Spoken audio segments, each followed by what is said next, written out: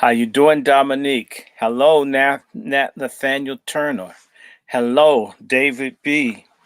By the way, here is the Epson scanner. In fact, I'll even get the box. These are the instructions that I bought. It is plugged into the computer. I don't know how to make it work yet. I will be on the phone with Epson. I'm going to find somebody so I can scan this. It will make life a lot easier when I can just send this out to you and you can see it for yourself.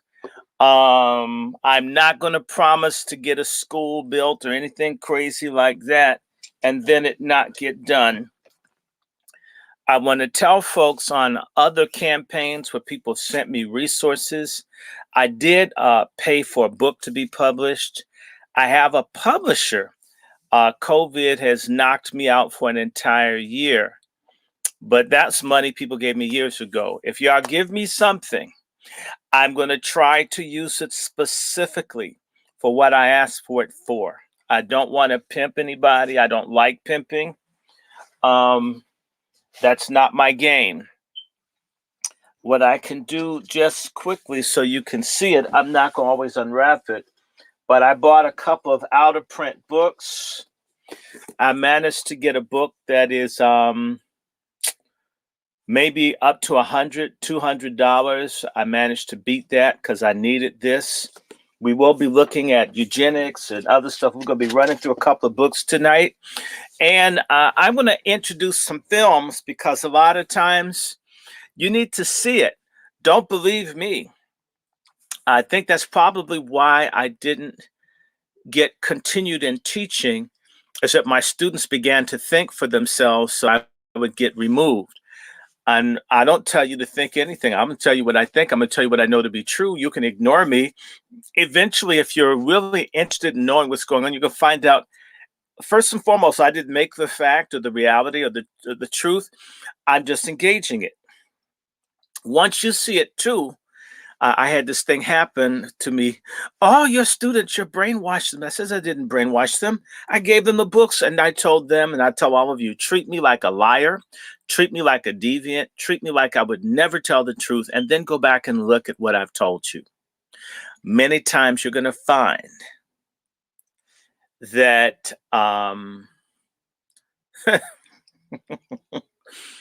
what I've told you is a nicer version than what actually is. I kind of don't like some of this stuff I talk about. I hate it. A lot of it, I wish I could change it. I'm not able. But I want to welcome everybody. This is part 2. It's named Angry Black Men's Book Club, but sisters are welcome too. And sisters, I want to tell you, we have a lack of Black women, and there are more Black women in college than Black men. Black women are far better educated than Black men are. Black women are far better educated, at least on paper, than Black men are. Black women are the majority. Everywhere I've been, my entire life, especially once we left elementary school, the people that are reading books and going places are Black women. And I have a fundamental question and a comment. If Black women are getting most of the degrees, both undergraduate and graduate and PhDs, if all these women are the majority of the people going to college, getting the training, getting the experience, and we continue to get worse and more stupid, I'm not going to for 1 minute suggest that fewer women go to college and get degrees. Instead, I'm going to posit something else, that when these women get their degrees in education, they either do no more than what men do, or they do less. And in particular, there should be Black women out here, other than Shahrazad Ali, who I love, debunking pork chop feminism. You understand what I'm saying? Why aren't there should be sisters joining we Black men saying, save the community. And in reality, they get in on, woman. I don't sit up screaming about being a damn man. I know I'm a man, but I'm Black. I can't help but think like a man. Asking me to think like a woman would make me queer, sisters. And I wouldn't ask a woman to try to act like, be like, or think like a man, but I would ask her to say, hey, wait a minute. There are things that I see that a man won't see as a woman. And just maybe men see things as men that women don't see. Let's talk to each other. And instead of trying to make my feminine energy overrun his male energy, or my male energy dominate and oppress your feminine energy. I think trying to rule over and lord over people is stupid. The more you deal with me and you learn about me, you'll find I've got lots of women friends and I love them and we work like colleagues. I don't try to push them around. I think an asshole to me is a man that tries to dominate and lord over women. I don't like pimps. I don't like bullies. Um, I don't like men that are violent towards women. If In fact, I've been living this way for 30 years. If I found out someone male I knew had been violent towards a woman, now if she came at him with a knife and tried, okay, fight. But a man just beat a woman, I not only would I not speak to him, I tell all my friends, fuck him. He beat down that woman. I don't care what she did, except for if he was protecting his life. It's it's time we can't talk to him. I have only one friend that I know who's hit a woman, only one, and that's because he caught his wife in bed with another man and tried to attack him. Actually, I have two friends who caught their wives with another man. Both men slapped the woman, but they didn't like beat right. I would think that a lot of women would do more than slap a man if they caught him with another tramp in their bed. So I'm not sanctifying them popping the woman, but in both instances, a woman came at the man when he caught them having sex with another person. My friends, I don't know if you're aware, but in other countries, if a man catches a woman with another man, him killing her is justifiable homicide. I'm so not like, that's not me.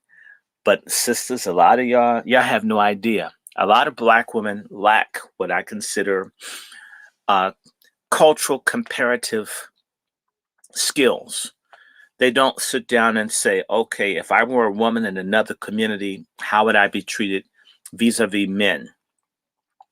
Because if more black women says, okay, I'm a black woman,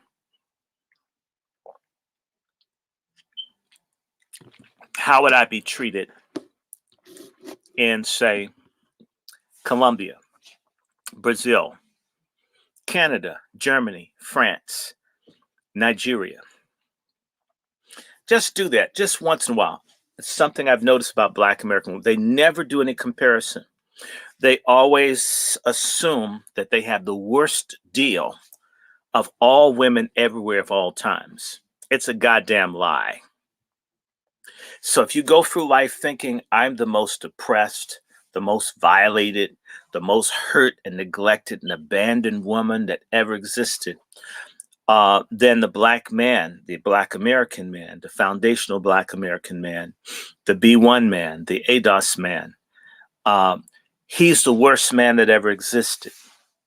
There's nothing nice about him. He's just completely dirty and awful because they're looking at the world that I'm the worst treated woman of all times, and I have the worst man. And if you go through life putting black American men as the most mean, hateful, abusive, violent, whatever, you have no choice but to hate them. I want to say to you, I got a text message this week from a friend of mine where a black woman drove all the way up from Georgia to murder a black man who broke off a relationship with her. She murdered him. I don't even think the courts are treating it that seriously. Trust me, had it been a man that went and killed a woman, he's a brute, he's an asshole, he's a monster, he's a failure, he ain't shit. I don't know. These are things that I find black women don't do. They'll talk about domestic violence without understanding that domestic violence, first and foremost, is not exclusively one sex beating the other. A significant amount of domestic violence is women beating women. In fact, a disproportionate amount of domestic violence in America is lesbian on lesbian violence. And it's not reported that way. In order to give women a break, the perception is even when two women are beating the shit out of each other, a man did it. It's still a man. Men don't even have to swing a fist. He's associated with the domestic violence statistics without someone explaining that a significant amount of this is woman on woman. And a significant amount of domestic violence is gay male on gay male beating the crap out of each other. And let's go better. A significant amount of domestic violence are women beating men. A significant amount of domestic violence is women beating men.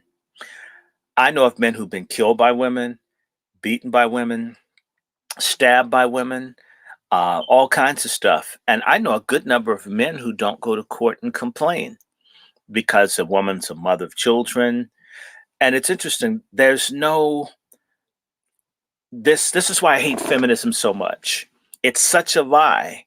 It has no desire to truly empower women with the truth. Are there men that beat and abuse women? You bet your ass. Are there men that hate women, rapists? Yes, they are. But they're a minority. And the thing is true, all the brothers on here listening, if we knew that a man was out raping women, I'm just telling you the first thought that went through my mind, and I know, is kill him. We don't even want him to get to court. That's how the average men feel about men that hurt women, is that they should be killed.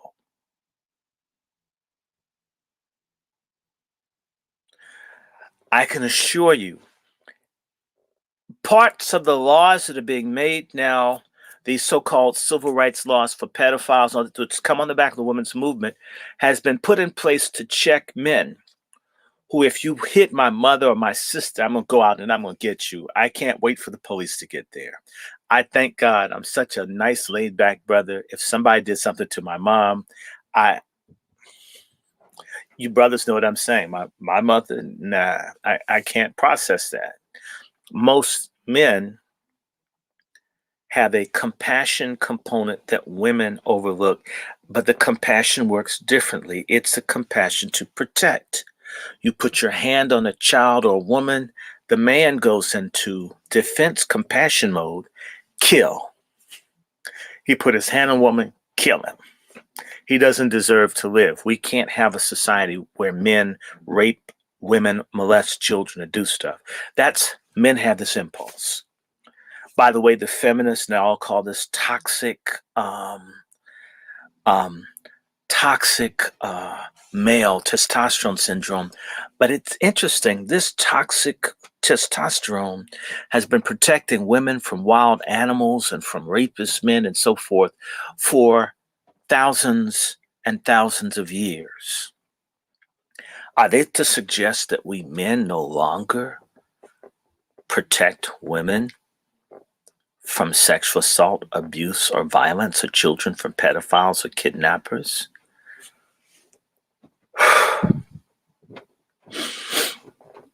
I'm just warming up here.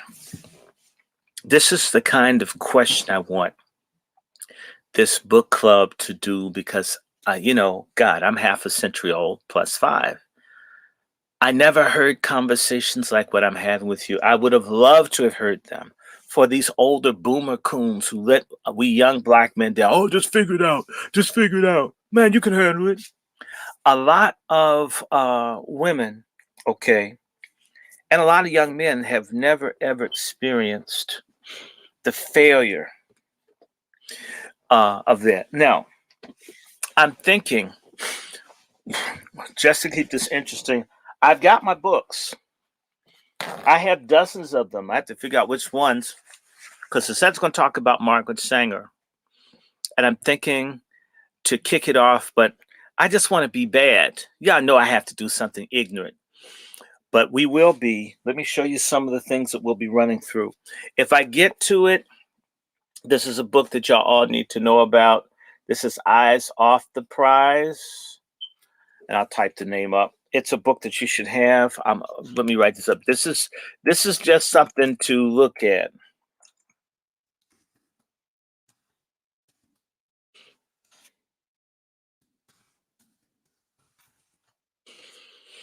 I may do a piece of it.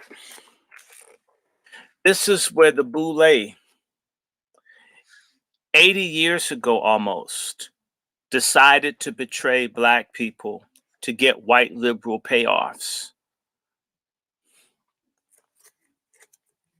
It's this is sort of the foundation of how all the other bullshit that's happened to us has occurred. That these are people, let me see, there's Thurgood Marshall, Walter White, who sure look white, and Lift Every Voice and Sing, James Weldon Johnson, agreed in the middle 1940s not to accuse the United States government of genocide and to not truly fight for MFM. That's correct. Back in the 40s, our black leadership, so-called black leadership, refused to get MFM. Instead, they wanted handouts from white liberals. They were told if you demand full rights for black people and you put white America, that what we're doing to you is what the Nazis did to the Jews. We're not going to give you your crumbs anymore. And the boule says, we sure like crumbs. I want the whole biscuit. Well, let's stop talking about the fact that the United States was the foundational nation for the Germans to create their policy to sterilize and kill Jews, that the Germans came and studied under white Americans and how they dealt with black people. This came up at the United Nations 75 years ago.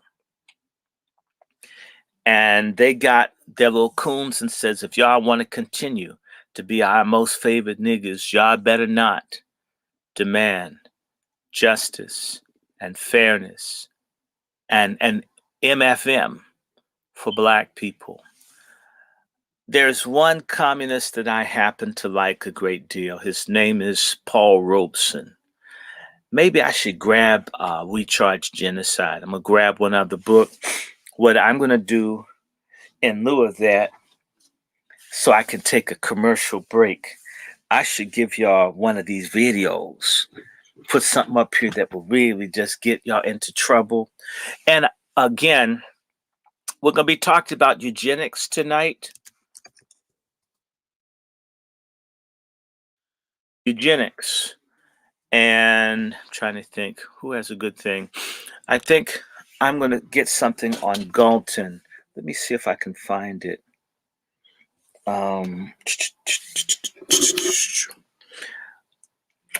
And by the way, y'all, I hope to God, I do need some other equipment.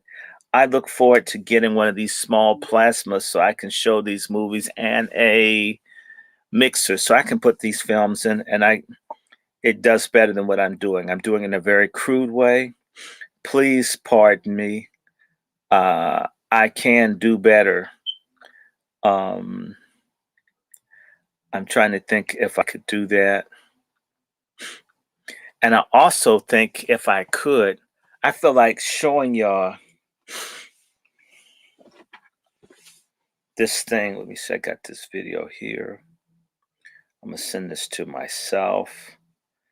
And I'm going to get something out on eugenics because y'all need to see this. I'm going to, first of all, pull this thing up on eugenics. And Sanger, because most of us don't know about her. Sanger Negro Project, because that's what we want to do. Negro. Hold on one second. You know I'm broadcasting, so God. Send me the link. Yeah. Let me send it to you. Send me the link. All right. Okay, I will have a co-host. Yeah, because I need a co-host. Because here we go. Wonderful. I love it. Okay. I'm going to put this on. Let me invite my host, my co-host. Hi, Erica. Hi, Apple Juice, everybody. Let me send this to this lady. Thank you. We're trying the truth, y'all. We're just trying. I'm going to put up this thing on Sanger. Unfortunately, folks, this is coming from the 700 Club. I would love for Black leadership in the country to take a stand against eugenics. And we can have this discussion right now as I hook up this film. As I hook it up, I'm definitely going to hook it up.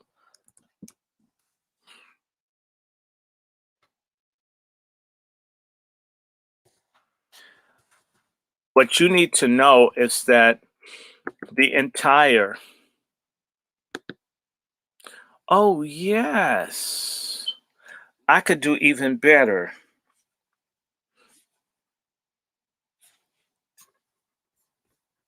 Let me see. I sent something to him. Okay, y'all. Let me ask you a question. There's a very good film, but it's super long. And I'm thinking we can do pieces of it. I'm going to do this shorter one. There is a very good film I want folks to know about. Some of you may have heard of it. They've been hiding it from you. Hello, how you doing, Chuck? Hello, Cam and Marcia and Erica and Tim. Let me drop this thing on you right now. And I'm going to get something else because we want to talk about eugenics, genocide, Darwin, Nazism, feminism. This stuff all comes together. It's all an assault on us. It's time that we wake the hell up, come to terms with that. Can I take this off for a second? I think I can. I'll charge it back. I'm using my phones in lieu of having something a little more sophisticated to make this stuff available. But okay, I'm about to hook this up. How do I do that? I bring it up.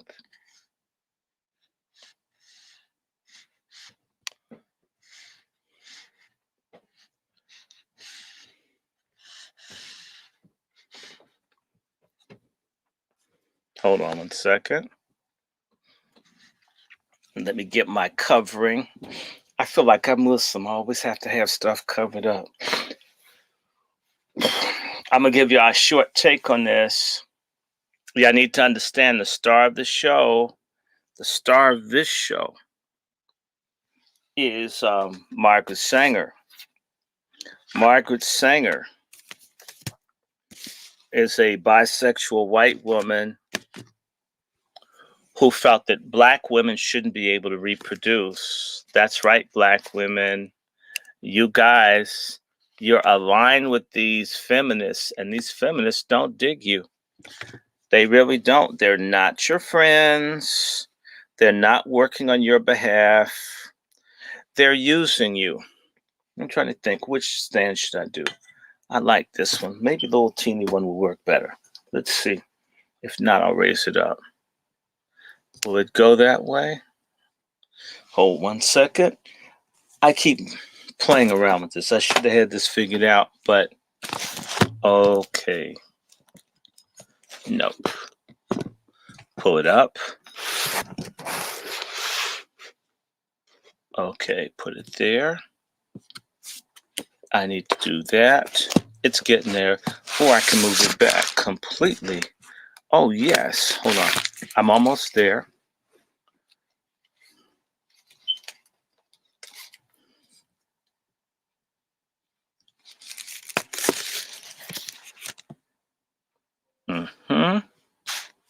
All right. I want y'all to get this Margaret Sanger thing in because it's a lot to explain. As founder of the American Birth Control League, which later became Planned Parenthood, Margaret Sanger was no doubt a controversial figure with disturbing views on eugenics, race, and population control. While some argue she even wanted to exterminate the Black race, Others are trying to erase that part of her past. The Mike Wallace interview. In the eyes of some, Margaret Sanger has been a heroine. In the eyes of others, she's been a destructive force. In her own words, Sanger pushed for a society that limited births to those she deemed fit to have children. White women. I think the greatest sin in the world is bringing children into the world that have disease from their parents, that have no chance in the world to be a human being, practically. Delinquents, prisoners, all sorts of things just marked when they're born. In 1916, Sanger opened the country's first birth control clinic. As a member of the American Eugenics Society, she advocated improving the genetic composition of humans through controlled reproduction of different races and classes. She often wrote about the issue in the journal she founded, called the Birth Control Review. In 1919, writing, I personally believe in the sterilization of the feeble-minded, the insane, and the syphilitic. Blacks. The most urgent problem today is how to limit and discourage the over-fertility of the mentally and physically defective. Black women. Many point to a 1923 New York Times interview as proof of Sanger's racist motives, in which she referred to people as weeds, saying, It means the release and cultivation of the better racial elements in our society and the gradual suppression, elimination, and eventual extirpation of defective stocks, those human weeds which threaten the blooming of the finest flowers of American civilization. Hayden Ludwig, an investigative researcher, has extensively studied Sanger's life and writings. She talked about the need for race betterment through controlling these weeds, basically undesirable people. In 1939, after opening another clinic in Harlem, the birth control activist launched the Negro Project, an initiative supported by Black leaders, such as civil rights activist W.E.B. Du Bois. Critics claim the program used the pretense of better health and family planning for poor Blacks in the South as an attempt to limit the Black race. Ludwig says some on the left grapple with Sanger's past and how to interpret her legacy.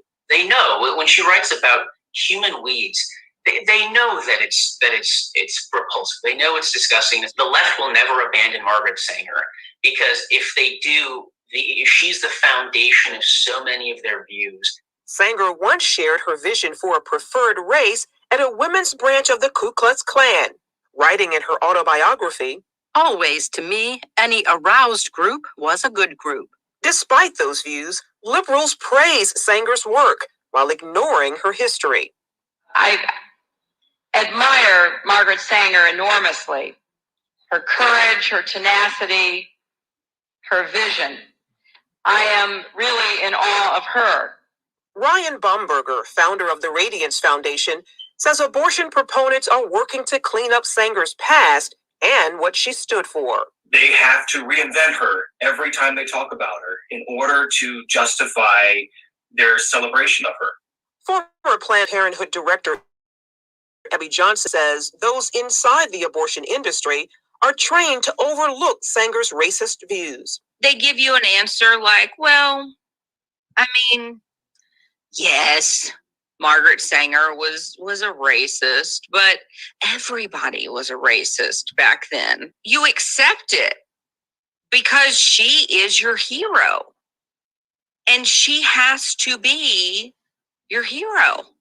You cannot question Planned Parenthood. In 1997, Stephen Mosher of the Population Research Institute wrote about the push to repackage Margaret Sanger in the Wall Street Journal.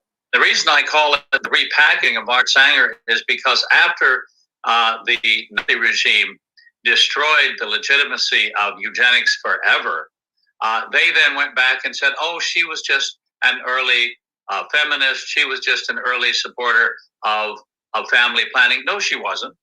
No, she was a supporter of giving IQ tests to people. She was in favor of using those IQ tests to determine who should be sterilized and who should have children. In a response titled The Demonization of Margaret Sanger, Alexander Sanger, her grandson and president of Planned Parenthood at the time, called Mosher's editorial unfair.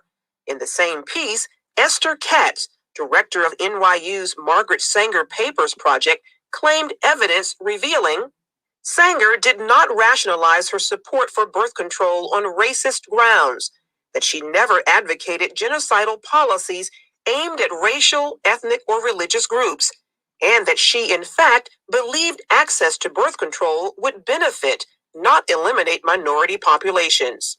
Dr. Katz turned down our request for an interview, although in this article, the editor as public authority interpreting Margaret Sanger, she wrote, by our current highly sensitized standards, some of her attitudes and statements can be construed as racist, elitist, ethnocentric, and not politically correct.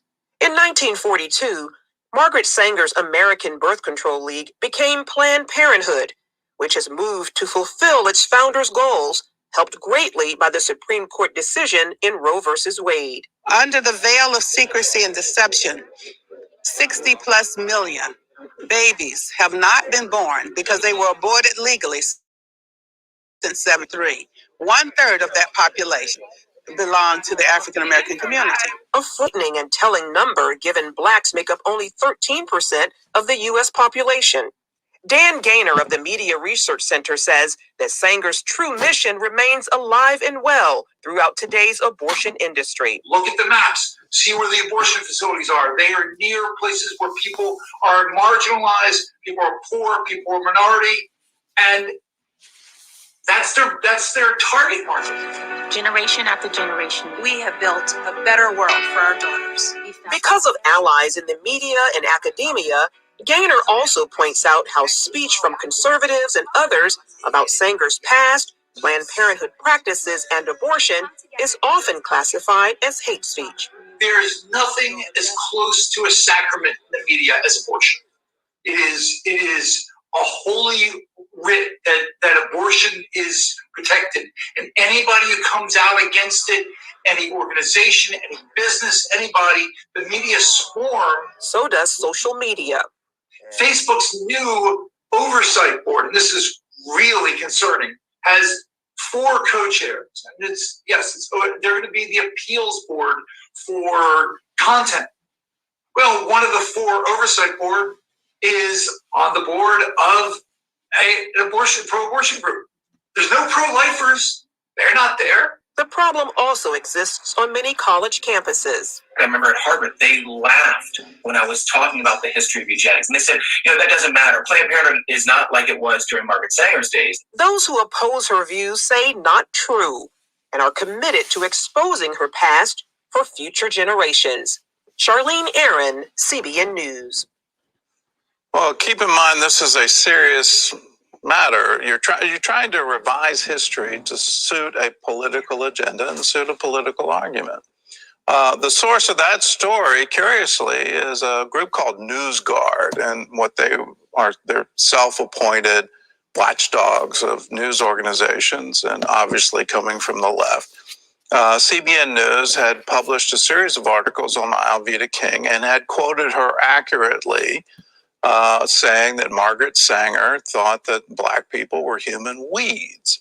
Well, he came at us for that and saying you can't quote her accurately. You always have to put a disclaimer that there's no evidence that Margaret Sanger ever used the term human weeds. And he in turn quoted Esther Katz, who said that Katz is a Jewish all name. of Margaret Sanger's papers and couldn't find any evidence that she ever used the term human weeds.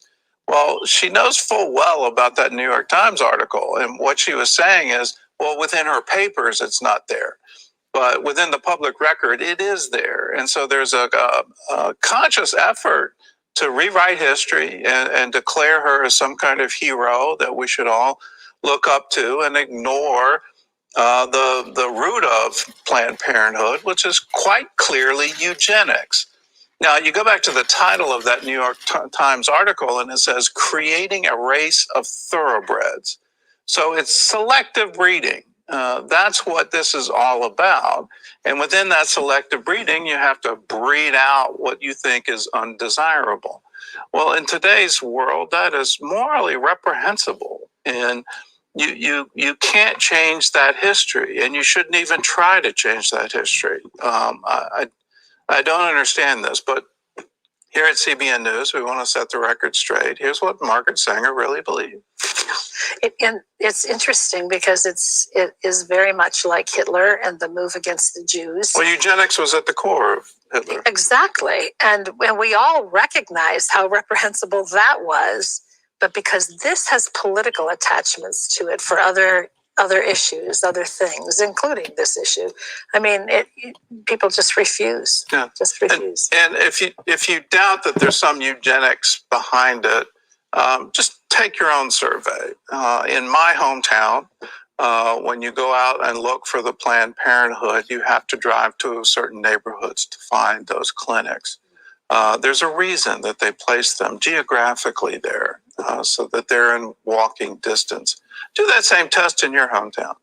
And then take a look at, well, where do they geographically locate these clinics? And then you've got to start asking the question, why? Well, CBN is launching a new prayer initiative, and part of that prayer is seeing some of this change. You look at what's going on in America today, and you look at the drive, and it's a just drive for equality in America. Yes. And, look at this past story. What would America look like today if 20 million African American babies had not been aborted? Well, how far along would we be to racial equality? We've got COVID-19. There are locust swarms. There are hurricanes that are being threatened. Our economy's in shambles. We're so politically divided, we can't even talk to each other. Let me underline that one. We can't have a conversation. We have to shout at one another.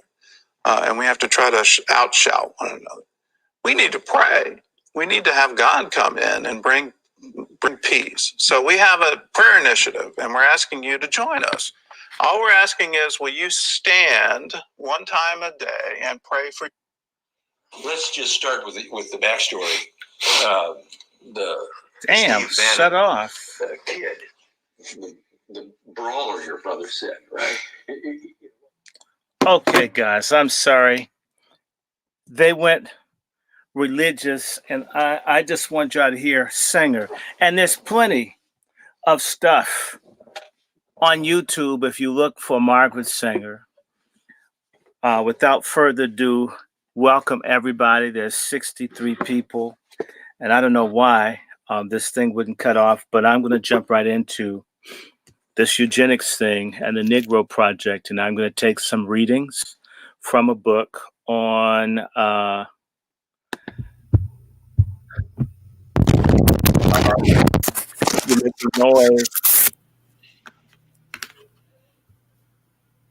noise. Okay, thank you. The Negro Project, which is essentially a kill off the black people movement that is popular. And the kill off the black people movement in particular jack up black women, get them aborted, get them gay, get them into not having children, make black men gay, or get black men put in jail. There is a larger effort to destroy us. And feminism, which is why I talk about it, we talk about white supremacy. And forgive me, black men think with their dicks for the most part. It's really sad. And don't laugh, you black women think with your pussies. I wish y'all would think with your brains. So the black women are able to deal with the type of racism that impacts them. And black men deal with the type of racism that impacts them. And instead of us having a more comprehensive, unified concept of a total assault on us, we have bits and pieces. Feminism is white women's wing of white supremacy. Black men think because they've screwed and been with white women that white supremacy doesn't exist, as if your penis can wipe it all away. If dick could wipe away all racism, hell, we'd all be free, because black men screw everything. They'll screw a lamppost, an electric circuit. I mean, a plug in the wall if it's a hole big enough. Okay, so dick ain't freed us. Yes, I will happily. Let's get right to eugenics. First and foremost, the best documentary you can watch is called Myafa 21. Now, eugenics. Eugenics is a term like utopia. Utopes means perfect, and pia means place. Eugenics means you, means perfect, gen, people, perfect people. Eugenics was a term coined by a man by the name of Francis Galton, an English racist, white supremacist cousin to Charles Darwin. Darwin's family, Galton's family, and others in England, the richest people in England and the middle 19th century, were people who had gotten rich off of the enslavement, transport, manufacturers of gin, steel, iron, not steel, iron bars, you name it. They'd gotten fabulously rich off of the enslavement of Africans. In 1831, a year everybody Black should celebrate, two significant Black Baptist preachers and two different countries went nuts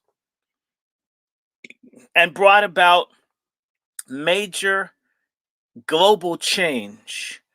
The one that you've heard about because we tend to only think of one place at a time. We know about Nat Turner, who rebelled successfully until he got beat down in 1831 in Southampton County, Virginia. But in Jamaica, about 900 to 1,000 miles away, another Baptist minister by the name of Samuel Sharp, disgusted by the new ordinances of the British and mulatto coon managers on the plantation, that the Black men would be required, listen to this, to take a bullwhip and beat a Black woman up to 40 times when she was out of control. And Sam Sharp, the other, says, what? I can't. I mean, hell, I hate you. What am I going to do? Beat the woman for? She's not the source of my problems.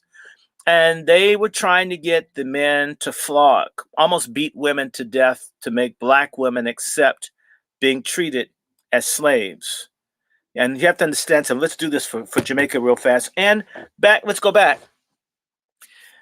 One of the reasons that we Black men are have a pussy obsession, the straight ones, is sociocultural and conscious.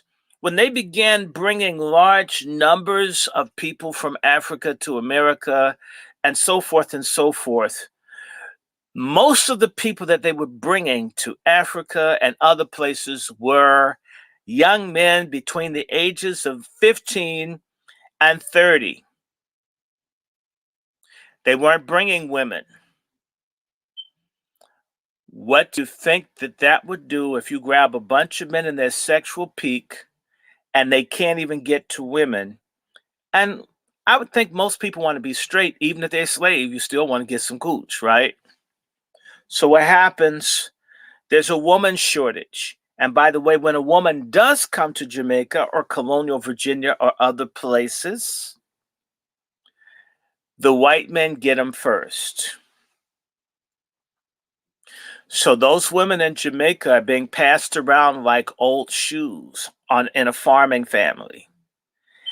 And then you who want to get the hookup, you've got to beat her. Imagine trying to get some later after bullwhipping someone. It's not happening. Basically, these people saying, the one chance of a lifetime to get some, and I've got to beat someone with a whip. I can't do it. I can't think about it now. And there were everywhere. So Samuel Sharp, being a good Christian minister, went into the scripture. Let me pull this scripture up so y'all know that y'all like this Bible. But all of you atheistical, ankh-wearing, the Bible's the white man's book, lying motherfuckers who make me sick. Yeah, we were getting sloppy seconds. Let me just say to you, for all of y'all to say the Bible's the white man's book and it just made us slaves, that's because you're a coon when you deal with God. If you're a free man looking for God, the Bible do all kinds of good stuff for you. I'm living proof of that. I'm gonna just tell you the little verse that this little Baptist preacher, hold on one second, and I should know this by, okay, here it is. It's Matthew's. Matthew 6:24 reads, "No man can serve two masters, for either he will hate one and love the other, or else he will hold to the one and despise the other. Ye cannot serve God and mammon." Now, if you understand the first commandment that you should love God with your whole heart, soul, and mind, and if you don't, the follow-up to that is that you go to hell for not loving God with your whole heart, soul, and mind. Samuel Sharp began to tell all these black men they couldn't get none, they're getting beat. After all this stuff we're going to, if we beat our women or serving the white man as God, then we have to go to hell having been slaves our whole lives. Niggas flicked. Fuck it. They start burning up, killing everybody. Shit, I ain't going to hell too. I've been your slave. I ain't no ass, no food. I'm starving. And I got to go to hell for some white person? Shit, I'll die first. They burnt the whole fucking island of Jamaica to the ground. The British had to get the West India Regiment. These are a bunch of high-level sellout niggas like Eric Holder or Audre Lorde. A lot of these light-skinned Caribbeans that come over here to fuck over us, Susan Rice. They got the high-level niggas, gave them guns in the West India Regiment. And they went through and massacred the black people in Jamaica. But the damage was so complete because Jamaica was the most profitable colony in the British Empire at that time. The British says, shit, all we need is some other niggas that ain't getting no ass to get angry. They read the Bible, they gonna burn our asses out too. Well, so they basically said they ended slavery in Jamaica and the British Empire and everywhere else. Of course they didn't. They found a new way to dog people out. That's why the Jamaicans are still broke, miserable, come up here selling dope, killing us, hating our asses and shit. And everywhere they go, because they still traumatized by, I guess the pussy shortage and abuse and the poverty, and there were high yellow brown sellout mulattoes there that ain't shit, like Kamala Harris's family. Yes, I said it. Some of y'all voted for that bitch, and y'all voted for folks who gonna kill us. Now, back to Francis Galton and Charles Darwin. The British ended supposedly slavery in the British Empire in 1836, somewhere in there between 31 and 36. They had what's called the apprenticeship period. I don't think black folk got much of anything. In fact, people were starving to death. To punish the black people for not wanting to be their slaves, they made stuff really hard. Same way they're doing with black people. Once they rioted in the 60s, they only helped bushy niggas like Maxine Waters and Clanburn, that coon Uncle Tom fake ass nigga down in South Carolina that doesn't want anything. And you made this little white dude with dementia the most powerful, potentially the most powerful man in the world. And you don't even want to fuck a fucking Q-tip or some toilet paper he wiped his ass with to get a DNA sample? Please. So they came up with this concept. I'll write it out for you. Please take notes. I could be teaching. I'm definitely taking notes at a white school, because we're gonna get into this Negro thing. Okay, I'm gonna put it right now. There is a name that you need to know. I'm gonna spell it out in caps. Okay. The name is Kwashi. Kwashi. Kwashi. Kwashi is a racist stereotype that if you freed black people in the British Empire in the Caribbean, all they want to do is eat pumpkins and they wouldn't want to work anymore.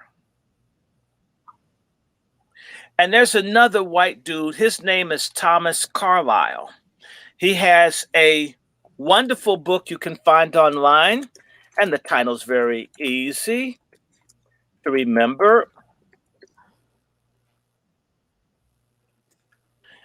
The book is called Carlisle by Yeah, Black Note.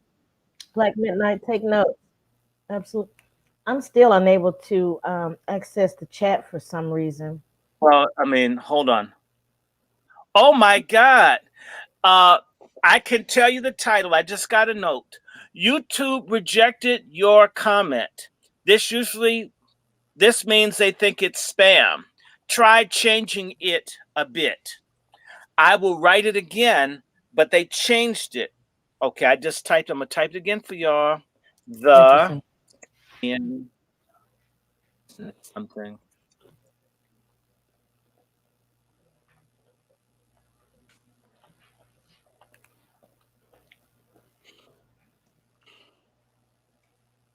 Guys, I have my popcorn, my pen, and my pad.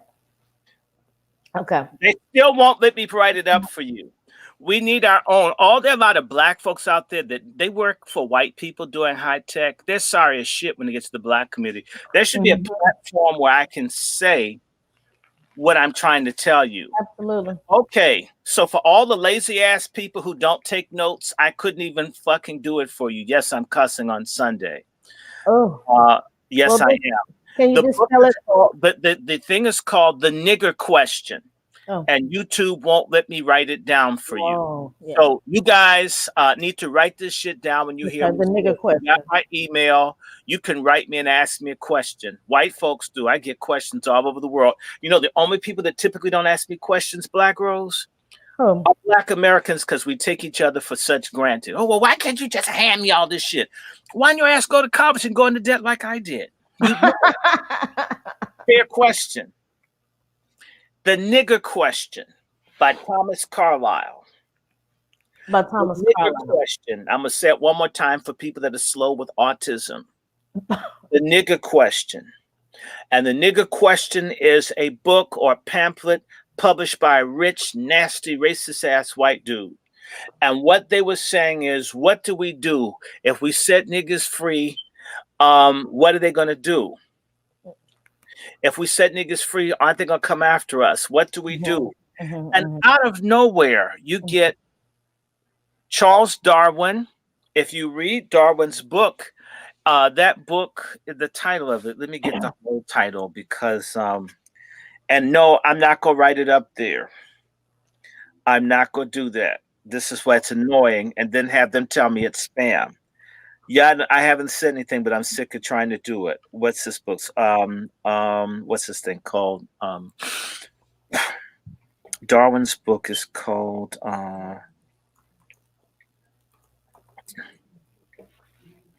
Darwin Charles. On the origin of species? Yeah, but it's a longer title than that. We want the full title. The full title of Origins of Species. And yeah, I know it is a long title. Let me see. Right. It's a much longer title. It's a very nasty title. And it's not a new book. He didn't have it. This computer's so funky. Hold on. Where's this thing? Okay. They don't have, by the way, when you hear about the origins of species, that's white folk giving you the nice name, because Charles Darwin's book it talks about favored races. The title is so long, it's like a damn sentence. And unless you sit up reading this stuff constantly, you won't remember it. Get the whole title. What's the whole title? On the origin of species by means of natural selection or the preservation of favored races in the struggle for life. Right. Read it again, but go slowly. Okay. On the origin of species by means of natural selection or the preservation of favored races in the struggle for life. Let me break that down. Break that shit down. Natural selection means killing off the niggas. And the preservation of favored races means making certain that white folks still have everything that they want. So the title of the book is How Do We Fuck Over 9/10 of Humanity and Keep What We've Taken? We need to remember when Charles Darwin and Francis Galton were living, almost the entire world was ruled by white European people. If they didn't rule you, they controlled your economics. So the Chinese all had to trade through coastal cities run by the French, Americans, British, right? Right. So that's what. So y'all think he's talking about snails and monkeys and shit? Talking about how do we first and foremost keep charge, and how do we rationalize why we may need to kill off other people? And behind Charles Darwin comes Francis with the justification of why we have to kill off other people. Eugenics teaches that there are you can create a perfect race, and then you have inferiors that are unfit, that don't deserve to exist. Translation: black people. Black people. And these people need to be bred out, eliminated, wiped out carefully. Sterilization, genocide, fix the problem. Abortion. Poison water. Poison water, poison air, bad jobs, no health care, no opportunities, destroy the family. Look at the Aborigines in Australia, okay? All right? The title is edited. Everything is edited. People like me with degrees aren't allowed to teach in school because we'll actually tell you what the hell it says. Right. Problem is, I usually had lazy ass black students that think, damn, well, man, please don't just let us come in and put our head down. man, I have a job. I have to work. And I told someone, I said, so you know what? You need to work full time and come back when you can study. I told this one Nigerian broad, I'm not a posturepedic bed. You won't come to my class and fall asleep, okay? You can fall asleep on the bus. You can fall asleep in the park and make some friends while you sleep. But your ass is going to be awake when I'm talking. When you come in here. Charles Darwin and Francis Galton are cousins. One gave the justification of certain people being inferior, and then one came up with the theory for what we need to do with the inferior people. And then there are other people who came up with this concept called social Darwinism, where they simply added Galton with Darwin. So social Darwinism means that there's certain people that are supposed to have and certain people are supposed to be destroyed. And that's the Democrats and Republicans' public policy for black people. And out of Charles Darwin comes the mass killing under the communists, comes eugenics in America, Darwin and Galton.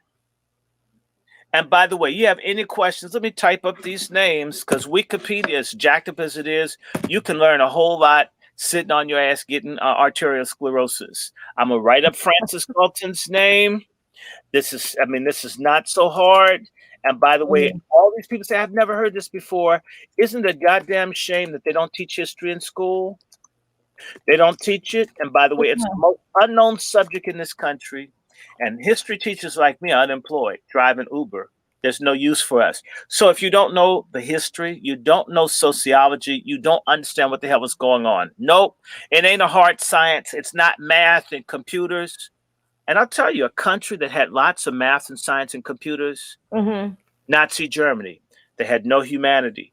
They've taken the music and the humanities, stripped us all out of education. You can't make any money. You can't make any money being a good singer. I mean, imagine punk-ass Luther Vandross, who could really sing, was told he couldn't sell records by various record companies. Imagine, Luther Vandross had to beg to get a contract because he could sing. And I look at these sorry ass people that suck somebody's dick with a hairy belly and they get a contract. And truly great performers, instrument cannot do that.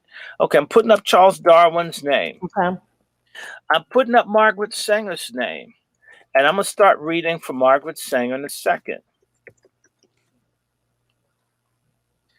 And I need to say to everybody, yes, MFM, y'all. MFM. MFM. We need some MFM for guns and for our own research. Mm-hmm. Margaret Sanger, they won't tell you that she's a lesbian too. Margaret Sanger has papers right, in the Library of Congress.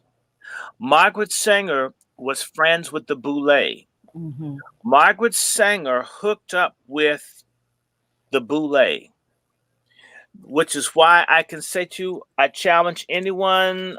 This is why I don't have any respect for any Black congressperson, female in particular.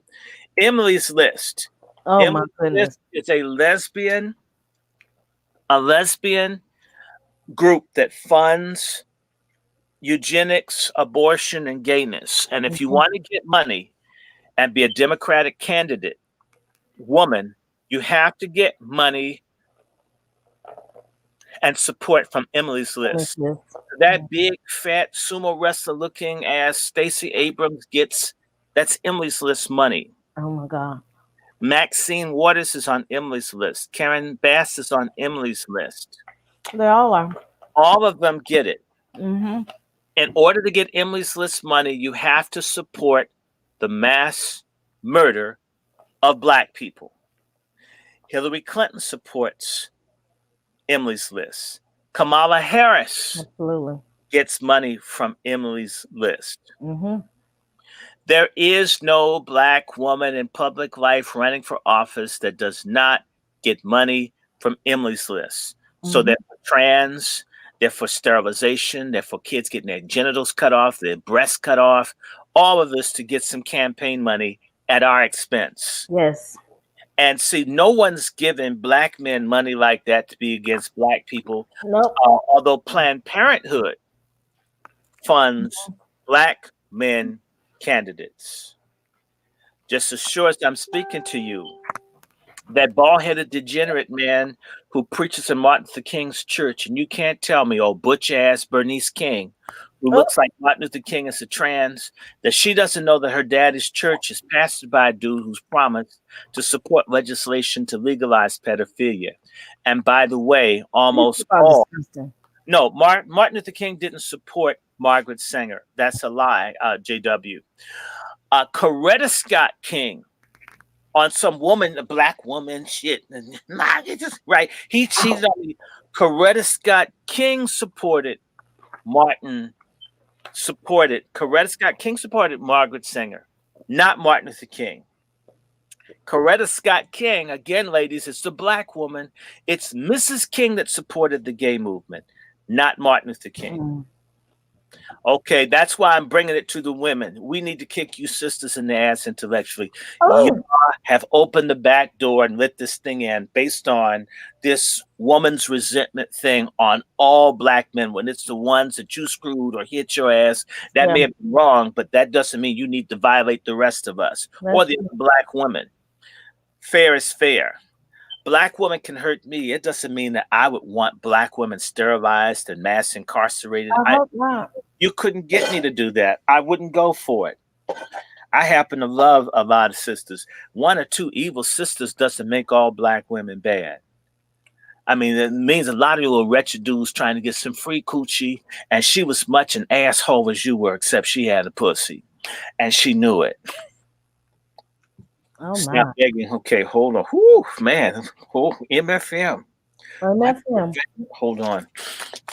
Now, the Negro Project. There's a very good film. In fact, I'm going to just film it and put it up on my thing called Alpha 21 because these people can tell it better than I can read it. Okay. But I'm going to go to this. This is a book. We're going to start with this. The Negro Project. I'm going to type it up. By Bruce. Okay, I'm going to read portions of it, and y'all can get mad. I'm not going. Nobody has time to read the whole book, and most folks don't buy and read books anyway. And Bruce, and you can get yourself a copy. Most of these things are on Amazon.com, or A-Books. Okay, look at this. YouTube rejected your comment. This usually means they think it's spam. Me putting the book title up. Are y'all understanding, y'all? Y'all need to write this down. That is very, very peculiar. Every time I Never type had something, anything they like tell me that. it's spam. They're mad about what this show is because I put it up there. Here we go. So I'm going to spell it out for you. The Negro Project.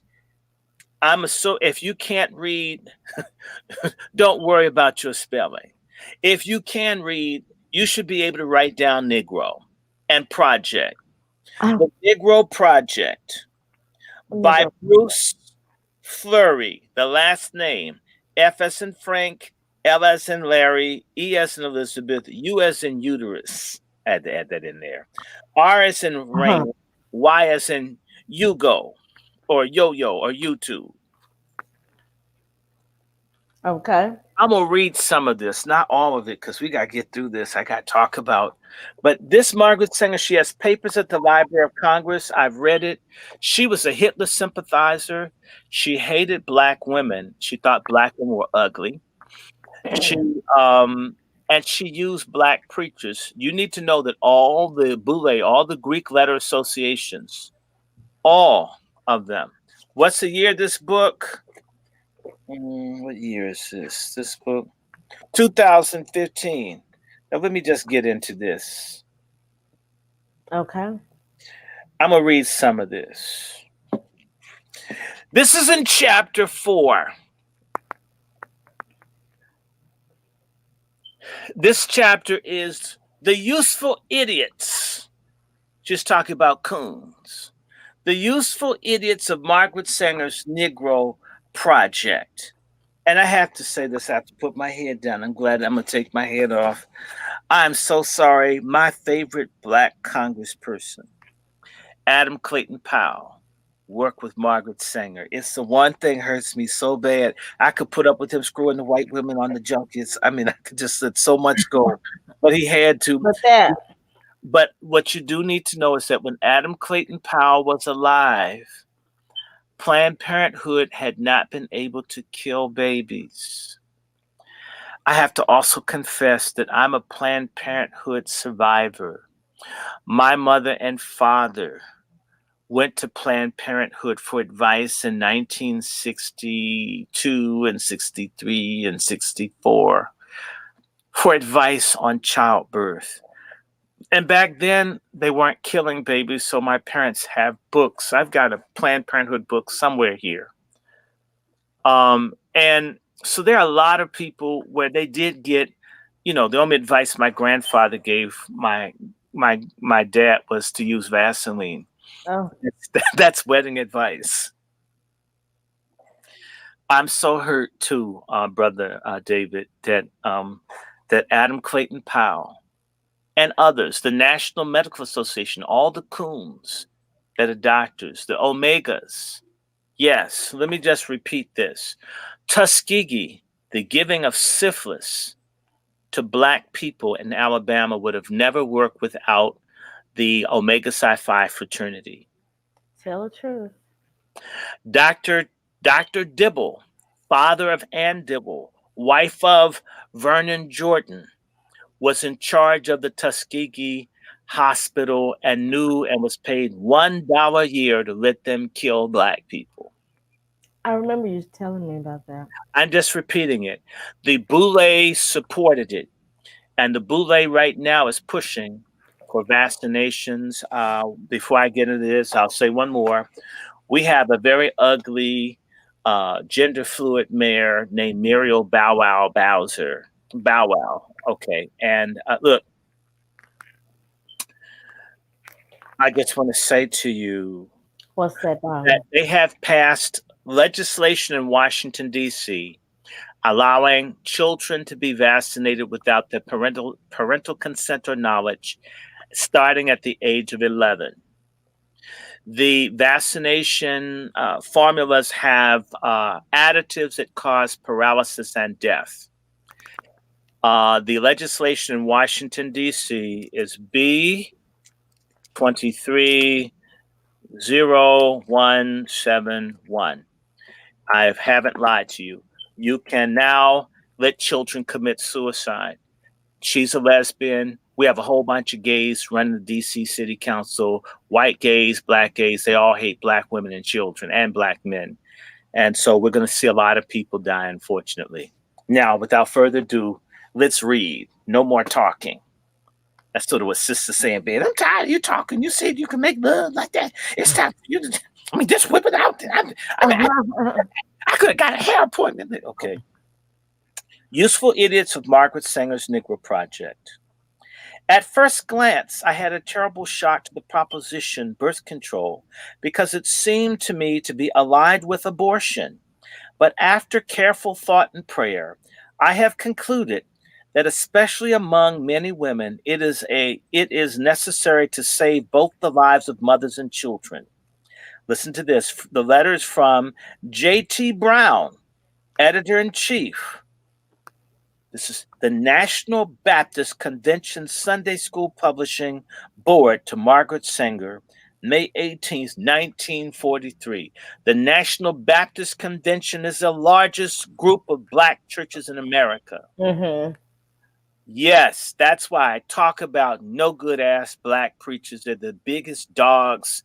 I mean, I'm telling you, if black preachers could be dogs, the bad ones, I'd send them all to China. Y'all know how that go. When the communists took power in Russia in 1917, Vladimir Lenin created a unique phrase to describe those who would unwittingly support his sinister and deadly agenda for his nation and the world at large. The useful idiot. Throughout the 20th century, this phrase would come to be associated with a whole slew of leftist political movements from communism, Nazism, and socialism in the early 1900s to feminism, animal rights, gay rights, and environmentalism today. Each has had its share of useful idiots, people like Walter Duranty and John Reed, who thought the future of man lay in the new Soviet Union, and Charles Lindbergh and Joseph P. Kennedy, who sang the praises of Adolf Hitler's Germany. Hollywood celebrities like Brigitte Bardot, Kim Basinger, Alec Baldwin mindlessly brought into the animal rights agenda, and more recently, Sean Penn, Danny Glover, and Oliver Stone were incredibly duped by Venezuela's dictator, Hugo Chavez. Global warming, now climate change movement has its useful idiots as well, such as former Vice President Al Gore. Let me get down to, come on, get to niggas. I'm tired of these white people. And NASA Administrator James Hansen. And the feminist movement has its stable people like Jane Fonda, Gloria Steinem, and HBO actress Lena Dunham, just to name a few.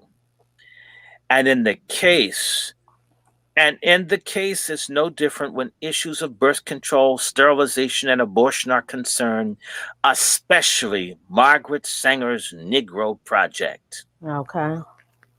When she wrote her infamous letter to Clarence J. Gamble, that's from the Procter & Gamble folks, on December 10th, 1939, she all but admitted the need for birth control movement to enlist a number of prominent Black Americans who would be unaware of the eugenicists' true agenda to eliminate as many of these people and other minorities as possible. Sanger and her cohorts, people like Lothrop Stoddard, Harry Howland, and Madison Grant, were all avowed racists, as we discovered in the first chapter of this work. Let me just say to you, Lothrop Stoddard had a book called The Rising Tide of Color. Madison Grant had a book called The Passing of the Great Race.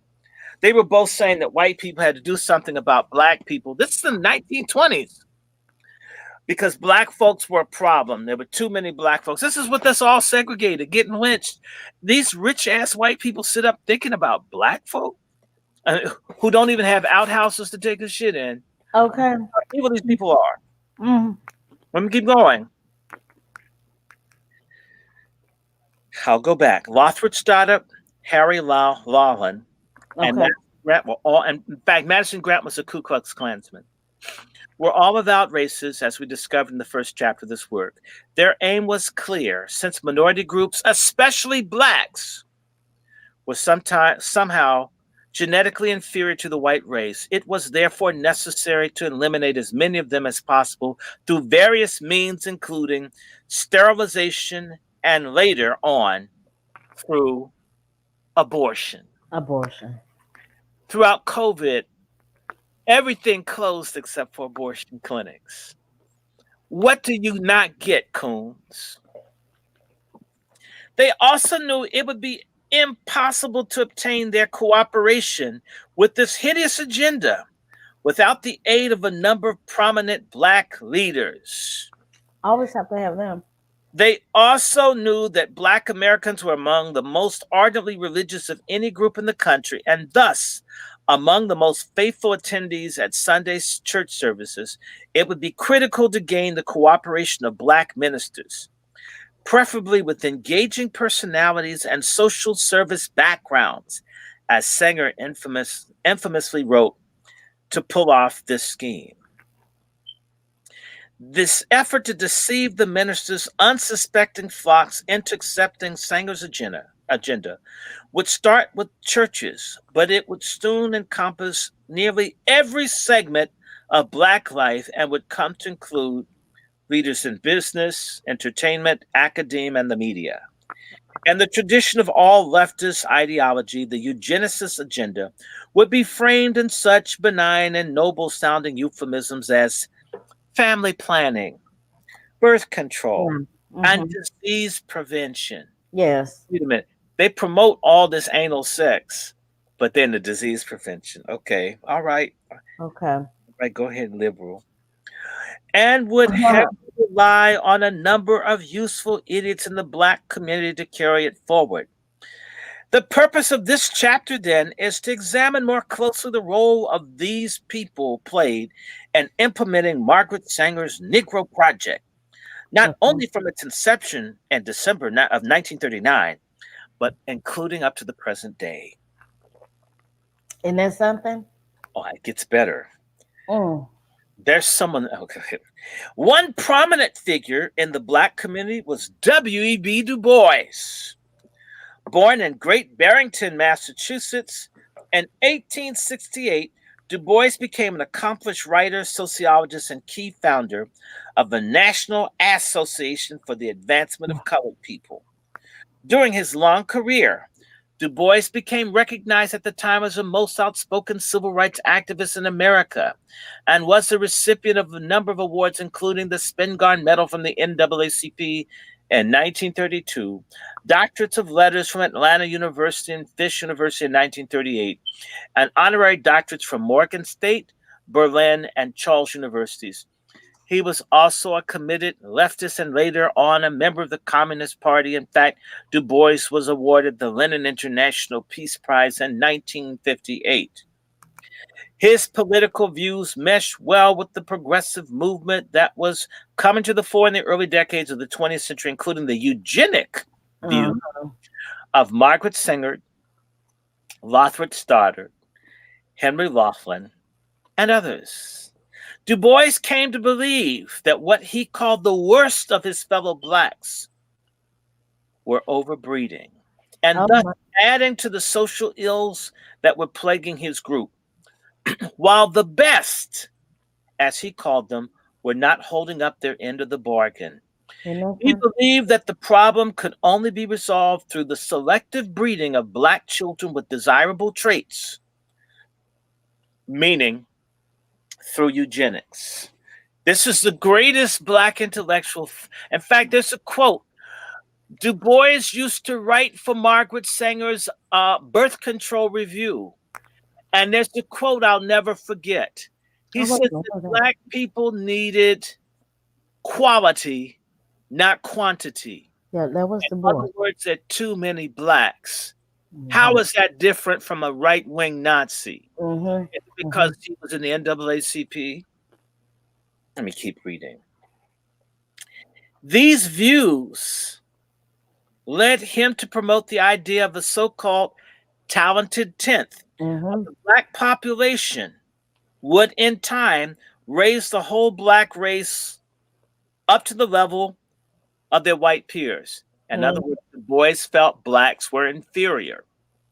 Yes, I he need did. to be made more like white people. Mhm. Mhm. He's our greatest thinker. Yeah. And those that can't be like white folks should be killed. Mhm. Mhm. This is how the Boule thinks, y'all. This Yeah. is what they're doing to us right Mhm. now. That's why they didn't help the people in Katrina, and they didn't help them in Flint, and they didn't help them in Baltimore, Ferguson, Detroit, Camden. They don't help You them name it. anywhere, no how, no Mhm. place. Mhm. They didn't help when Obama was president. They didn't ask. They didn't do a damn thing for us. We need a civil war and a revolution against the Boule. Against the Boulets. I They- think they- Du Bois identified more so with his Dutch side. Pause. Mhm. Hold on. I'm gonna give you a break in a second. Author Jonah Goldberg gives insight into Du Bois's take on the subject in his book Liberal Fascism: The Secret History of the American Left, Okay. from Mussolini to the Politics of Meaning, in which he writes the following. Du Bois shared many of the eugenic views held by white progressives. These are white supremacists. He thought the same. Okay. Mhm. Going. He defined members of the talented 10th as exceptional men and the best of the race. He complained that the Negro has not been breeding for an object and that he must begin to train and breed for brains, for efficiency, for beauty. Is that saying that we're ugly to Du Bois? That Sounds we're like it. stupid to boys? Sounds like We it. aren't about anything to Du Bois. And the Boule loves Du Bois. Okay, let me keep reading. Over his long career, he time and time again returned to his concerns that the worst blacks were overbreeding while the best blacks were underbreeding. Indeed, he supported Margaret Sanger's Negro Project, which sought to sharply curtail the reproduction among inferior blacks of the population. See, Du Bois thought it was 90% were inferior, and Sanger thought it's 100% of blacks that are inferior. There's not really that big a difference between 90 and 100. When you teach, they're both an A. Going. Du Bois' disdain for his fellow blacks for bringing what he considered useless offspring into the world was clear for all to see. Our greatest intellectual, the one that everyone, Du Bois, oh yeah, Du Bois. Mhm. The June 1932 issue, here it is, of Margaret Sanger's Birth Control Review. For example, this is the article I'm making reference to because I have it somewhere. I used to have this, and was titled The Negro Number and was dedicated to the question of birth control and sterilization among blacks. Let me explain that to you. Margaret Sanger had an edition of her birth control review that was talking about black folks needing to be sterilized. And Du Bois wrote a supporting article in that particular magazine. Are y'all getting me? Mhm. Let me keep going. It featured articles by Du Bois, Charles S. Johnson. Charles S. Johnson was a sociologist that was at Fisk, and others that attempted to make the case for wider access to birth control and also sterilization. It doesn't say that, but that goes with it, y'all.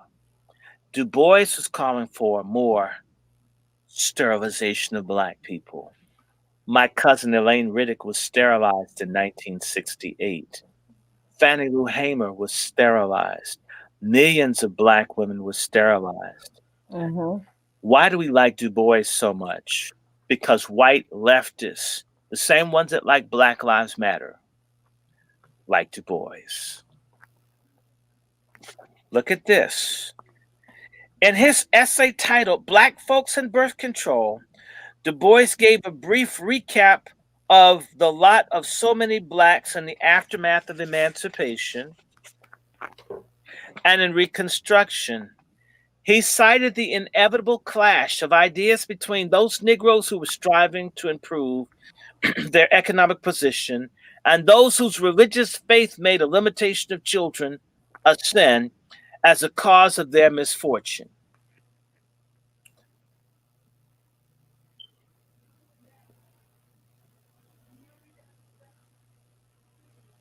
He savaged the mass of ignorant Negroes who still breed carelessly and dangerously, so that the increasing Negroes, even the more than the increase among whites, is from the part of the population that is least intelligent and fit.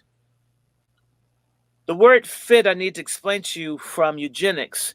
When you're not fit, it means you're unfit. If you're unfit, you're supposed to be sterilized, or you shouldn't exist. You shouldn't reproduce. Du Bois felt certain black people had no right to exist, and the least able to rear them properly. Du Bois had a solution to the problem of the string of children he believed did not make his talented 10th list. Approach among church-going blacks and the people who could help bring this about. The eugenicists themselves. Listen to what he says. This is from Du Bois. Your hero, your God, the smartest black man that ever lived. Listen to this. Nope, he sure didn't like Marcus Garvey. The churches are open to intelligent propaganda of any sort, he wrote, and the American Birth Control League and other agencies ought to get their speakers before church congregations and their arguments in the Negro newspapers. He justified his eugenic position as he concluded his piece thusly. Many blacks, he wrote, are quite led away by the fallacy of numbers. Let me explain that. Okay. He thought black folks who felt the more of us that existed, the better off we'd be, the strength in numbers. He calls that a fallacy. Are the numbers of these illegals in this country not helping them? Absolutely. A fallacy that there should be more of us. I want to say to you, Benjamin Franklin in the 1750s made a reference to whites that there are too many blacks in America, they'd be a power. Only these boule trader coons think that large numbers of black people are bad. They think just like Nazis and racist white supremacists. Yeah, they do. Now you see why they celebrate them and push them as people we should look up to. Mm-hmm. Black Lives Matter supports eugenics, sterilization, Planned Parenthood. Look it up. That's why they're big. Because people to die off. And by the way, Du Bois was pro-gay too. Du Bois was pro-LGBTQ. The entire New Negro movement, led by predator sodomite Alain Locke, a buddy of Du Bois, they're gay. The New Negro is pushing new sexuality. Zora Neale Hurston, a lesbian. Langston Hughes, all this gay. And Du Bois is the godfather of a new Negro. All this stuff you see with black, this shit's old. They're doing it to us all over again in a different way. Mm-hmm. People uglier, nastier, and more filthy, but they're the same. Let me get back to this dude. The fallacy of numbers. They want the black race to survive. He's looking down on that. The people who want large numbers of black people want the black race to survive. They are cheered by the census return of increasing numbers and a high rate of increase.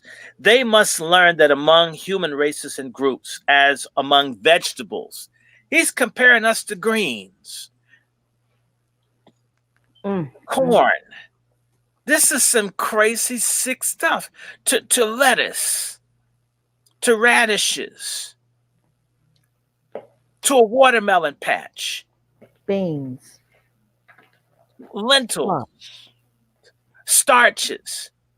And he's talking about, by the way, if you're a farmer, the bigger your yield, the better farmer you are. That's not even a good metaphor, his dumb ass. But anyway, hold on. Let me go back. Hold on, let me go back. Okay. They must learn that among human races and groups, as among vegetables, quality and not mere quantity really counts. As among vegetables, this is the most outspoken civil rights activist in America really thought of fellow Black citizens, that they are no better than vegetables. Obviously not. He put in a publication that he knew white people would read. Hey, white people, I don't like them any more than you do. Right. Oh, this sounds like Obama. Oh, FAGA. It's the same thing. And he's for the gayness and illegals. And he's for Obama at the height of the Kermit Gosnell case in 2013, a Black man who murdered 17,000 or more Black babies. Obama said, God bless Planned Parenthood. Let me keep going. Sanger and her associates could not have been more pleased with this take from one of the most high-profile and deeply respected Black Americans of his era. And since he had already been named to the advisory board of her Negro Project Harlem Birth Control Clinic, this only made things better in their view. The irony could not have been more apropos. Sanger, the religious bigot enlisting Du Bois, she hated religion. And by the way, all of y'all that hate organized religion, the only people I see fighting the extermination of Black folks are the genuine folks who believe in God, the Most High, because they believe in the Most High. They don't do it for money or for fame. They're the only ones fighting. Where are all these other cultural niggas with all this Santeria and bullshit? In fact, the Black Lives Matter people are into those little stupid ass ankh-wearing nigger religions that don't help us. So I'm really disgusted by the folks who are not in any kind of organized religion, because y'all just a bunch of organized whiner, complainer, liar, excuse-making do-nothings. I do see some folk fighting against eugenics. They all happen to be organized religion types. I've never seen any. Nation of Islam is organized, so don't bring it up. Only the organized religion people fight back. All the other cultural nationalist coons, they're leftists. That means they support eugenics. As if abortion is cool in Africa. I mean, I'm sorry. And the Egyptians practiced abortion and all that. Sure they did. Okay, let me move on. Sanger being the religious bigot, enlisting Du Bois's help in infiltrating the Black churches in order to promote the eugenics agenda and thus aid and abet their own destruction. But despite their attempts, the birth control advocates still had tough sledding ahead. For all their efforts over the next few years, they were frustrated by the opposition of many Black ministers and their congregations to their plans. The true believers in the Most High refused to bow.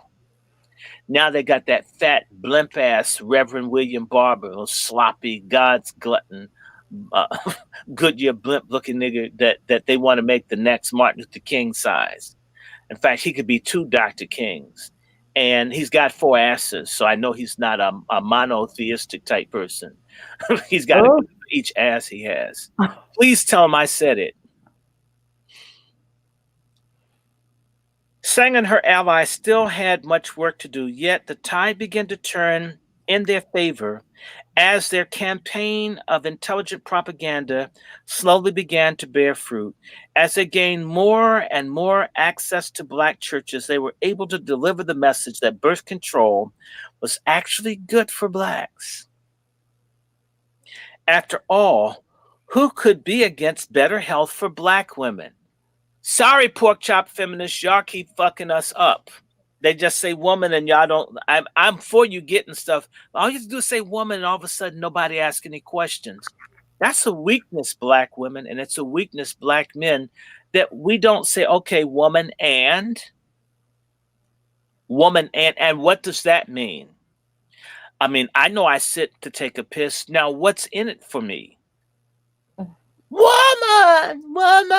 You just say woman and just all of a sudden get stupid. Y'all should be ashamed. Who could possibly be against blacks improving their economic lot by having smaller families? The argument proved powerful indeed. Birth control would be infinitely beneficial to the black community, both by improving not only its health, but its standard of living. And this way, Sanger had laid the groundwork for her Negro Project in 1939. Let me just stop for 1 second. I can't see any benefits for black folks killing 25 million babies. I know lots of folks in their 60s and 70s that don't have anybody to take care of them. Okay, and if you think the state, if you think the senior places that are butchering people and collecting their money during COVID, that they won't kill black folks and put them in the freezer and collect it till your benefits run out, the only people that have taken care of older people in our community have been newer generations. If there are no people to survive, or you abort everybody, ladies, there'll be nobody to watch your old ass. And trust me, my cat doesn't have much use for me when there's no chicken for them to eat. Oh. Real talk. Mm-hmm. Part of the reason that you have children is for them to take care of your ass when you get old. Social Security is a ripoff. Oh. And it may not be here. Let these bastards, once they raid Social Security to bail out the banks, the only thing we got is each other, and they're saying there are too many of us. And we need us. Let me go on. While Du Bois was busily advocating for his fellow blacks to sterilize themselves into oblivion from his position on the board of her Harlem clinic, other leaders in the black clergy, media, business community, and education establishment were being seduced by Sanger's message as well. These useful idiots included some of the brightest lights in the black community. Charles S. Johnson, president of Fisk University in Nashville, wrote an article, A Negro Question of Health, which appeared in the June 1932 issue of the Birth Control Review. I need to stop for 1 second and tell you, in the 1932 issue of the Birth Control Review that Du Bois published in were also the heads of healthcare in Nazi Germany, advocating sterilizing and doing the same things that Du Bois and Charles S. Johnson published alongside their academic colleagues in Nazi Germany. The same Nazi Germans who created the Nuremberg laws, which are Germany's copy of Jim Crow laws that Du Bois is supposedly against in America. But he publishes alongside them in the Birth Control Review. And that's because the Germans called themselves a National Socialist. Du Bois is a socialist. He supported Nazism at first. Du Bois supported black slavery in Liberia. Look it up. Du Bois supported the Japanese enslaving the Manchurians and Manchukuo in China. Du Bois has some crazy ass ideas. Du Bois celebrated Chinese communism as they killed 80 million people. And he's the greatest, most brilliant black mind. Mm. When we start dying, we're suffering. Notice that these Boule people never do anything economic to improve the lives of black people. The only answer they have is prisons and abortion, the same as the racist, sodomite, white gay movement, the white progressive racist movement, and the whites on the right. There's no difference. This is what the Boule's done to us. Wow. Let me keep reading. The Birth Control Review. Look at this. Like Du Bois, Johnson too made no bones about his support for selective breeding among black Americans. Now that the Negro mortality has been reduced to the point at which whites stood a generation ago, he wrote, the same eugenic discrimination which applies to whites is necessary. He's calling for the elimination of black people. The president of Fisk, Abule Kun, is necessary with reference to selective fertility within the Negro group. That means sterilized black women. Sew that stuff up. These same people complain about female genitalic mutilation, but call for it for black American women. We're not just talking about the clitoris being cut off, we're talking about being sterilized. The Boulet's done this. They're responsible. Any other people in the world, other than stupid ass black Americans, would be throwing rotten fruit and eggs at these people wherever they showed their faces. They'd be ashamed to have their Greek covers and stuff. They'd hide, or they would quit. They would denounce their role in millions of black people being destroyed. Millions, scores of millions. And by the way, I was an unplanned birth. I ideally should have been born in 1967. I was born in 65. Had I been born a little later with a different family, I would have been aborted because they weren't ready for me. I have no value. Forgive me. I'm going to say this, ladies. Sometimes you don't know what the Most High wants to do with the life inside of you. You rush in and kill it. And you don't know, was that the cure for viral diseases? Right. Was that the person that's going to make the next computer or so forth? How many black geniuses, how many great people have we destroyed? Listening to Du Bois, Charles S. Johnson, and Margaret Sanger, and the Boulay. What have they ever done for any of us any goddamn way? Let me keep reading. But he's confident. Look at this. Excuse me.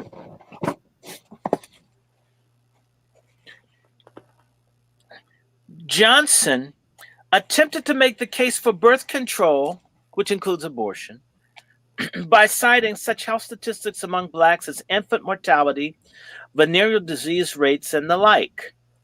This was the favorite tactic of the eugenicists. In other words, black people are nasty.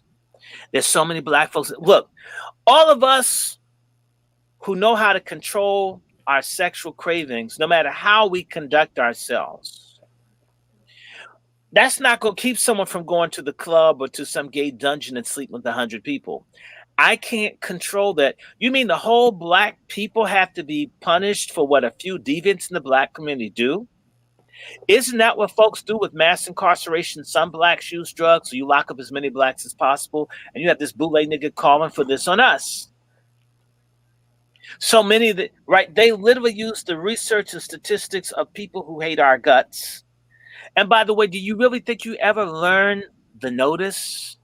Do you ever get the real information on how many whites get killed each year? How many whites die from opioids each year or AIDS? Do you really think they're going to be real with you? How? We don't know anything about what really happens with white folks because they don't tell. They have pride. They have secrecy. Do you know how much incest and pedophilia goes on in Arab families? And families that you'll never hear about, they won't talk about, they won't call the police. And Jewish families. The reason you have information on black folks is because niggas blab. Man, my mother bust my ass. We're the first ones to tell folks who hate our guts everything that they want to know and add something to it. So the statistics that we get are cooked. Cooked by people who hate our guts. They're never going to tell you. Let me just say something to you. I grew up in a white area. 2 murders took place within a block of my home. I didn't know murders had taken place until years later because the whole neighborhood, the white folks didn't want their property values down. They would not acknowledge that a murder took place. Let a black person get shot. Let them have a fight in the street. You touch my titty, nigga. I'll cut your face. We'll be out in the street giving interviews, you know, and it's like, hi, I'm from KKK News, where blacks and love giving bad news. Could we speak with you? I mean, how many black rapists do you think live on this block? Just 10? Oh, there's a bunch of them. These people ask, 1, 2, 3, 4, 5. And that's it. I think Yes. everybody's a rapist here because, it's just opportunity, sir. Thank you. So they said it. This black guy said, everyone's a rapist in this neighborhood. Well, don't you think we need more patrols and more police training to shoot on sight? Most definitely. Shoot these niggas. You can shoot me too. I think I raped somebody once. This is nuts. They will kill you on the spot in some Arab countries, but not here, Mr. Mandinka. And I would disagree with you. I think in a lot of these homes, a lot of molestation abuse occurs. Talk to some Africans that are real about their families. You got pedophilia and molestation, incest. I was co-raised by a Jamaican woman that had 2 or 3 babies by her uncle who was raping her from the time she was 12. This stuff does go on.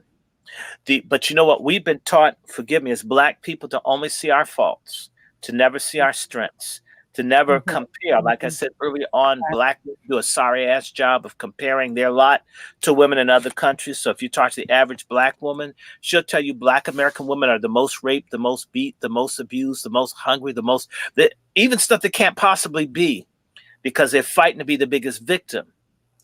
We should be fighting to be the biggest victors. We do have many of these problems. But if I told you, and this is a fact, until recent times, no matter how bad things were, it was rare for black children to commit suicide. Right. Now they're catching up. They're beginning to catch up.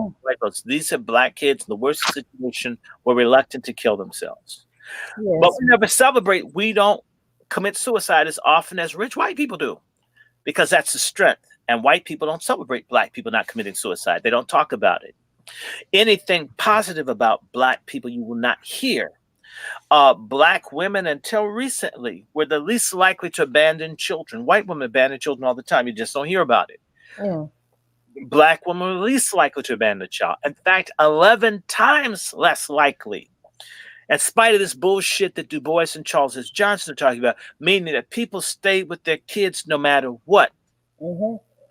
Just so you know, they had these places in England and America called foundling homes, where you would drop off babies, where white women don't want a baby, they just left it. You don't have that to the same degree in our community, and we're suffering worse than other people. We don't have the MFM. So the black family is a miracle. Everything's been done to destroy it. Everything. No jobs, no housing, no this, no that, propaganda, and you still have a black family. We have the strongest family in America if we didn't have the same abuse and pressure on us, which is why it's done to us. What eugenics is about and social Darwinism is about is putting pressure to make the family break. They're doing that. Then they got the pork chop feminism. They've got all this other non-gender binary garbage to break down the family, to break us down as individuals. We've been taking this for 400 years. Now, if I had to compare our family, because I always bust out Africans and Caribbeans, people who have the highest divorce rate in this country are foreigners. Africans, I mean, this shit's gone. They're divorcing like 2-3 years here, this shit's over. I look at black families stay together at least 7, 8, 10, 12 years with all the pressures on us. I'm talking about these Africans come over with your language, you know, which village you came from. You had all that shit we never had. You get over here and your woman's a pork chop feminist in 2 years, kicking your ass out, calling Child and Family Services on you. Real talk, Africans, stop lying. Y'all shit fall apart when y'all face just a year or two of pressure that black people live their whole lives. It shattered you. You fall apart. The shit don't last. You have to go and get yourself a woman from another country. You have to bring a woman from your own country because you can't deal with anybody in America. It's that hard what they've done to mess up male-female relations. You have to bring a woman from the country that you came from, hoping that she don't pick up the stuff here of how America makes people toxic. We got a strong family if we're able to endure all of this and still some of us last. And I'm just saying that. And for Muslims, don't even tell me, because I know Muslims get married 8, 9, 10 times. You do a triple, you ain't my wife, and the broad's got to go and you keep the kids. Our families are much stronger. But we don't have even Du Bois, who had contempt for black people. All of these Boule people hate black people. They never find anything good about us to celebrate. If we celebrate someone, they have to be dead. Or white people have to like them. Some lesbians have to like them, or some liberal deviants have to like them. Black family is very strong under the circumstances. I need to say to you that low-income black families are the strongest. The families with the least amount of MFM are stronger than rich white families. Because there can be a commitment between a black man and black woman that endures almost anything.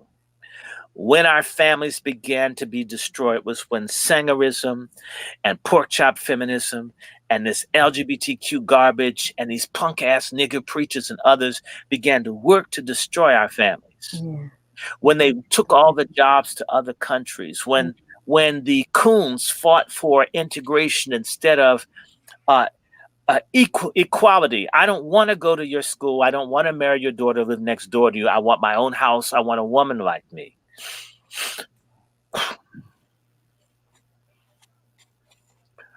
We black folks have taken this 400 years with no help. I watch Asians, I watch Arabs, I watch other people, their shit fall apart 2 or 3 years. People from Latin America, it blows their mind. They get over here within 2 or 3 years, they've got diabetes because of the food and the GMO. It's America ain't easy. Say that. Okay, now let me get back to this, y'all. Okay. We do have strong families. We have bad traitor people who are leaders. Let me go back to Johnson. So he says we have high infant mortality. Well, why don't you boule niggas have more clinics? Don't say don't have children. Venereal disease, we'll talk to people about sex. Anyway, let me keep going. Okay. Here we go.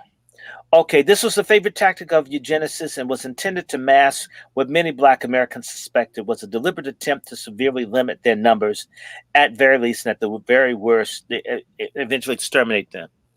We are facing extermination.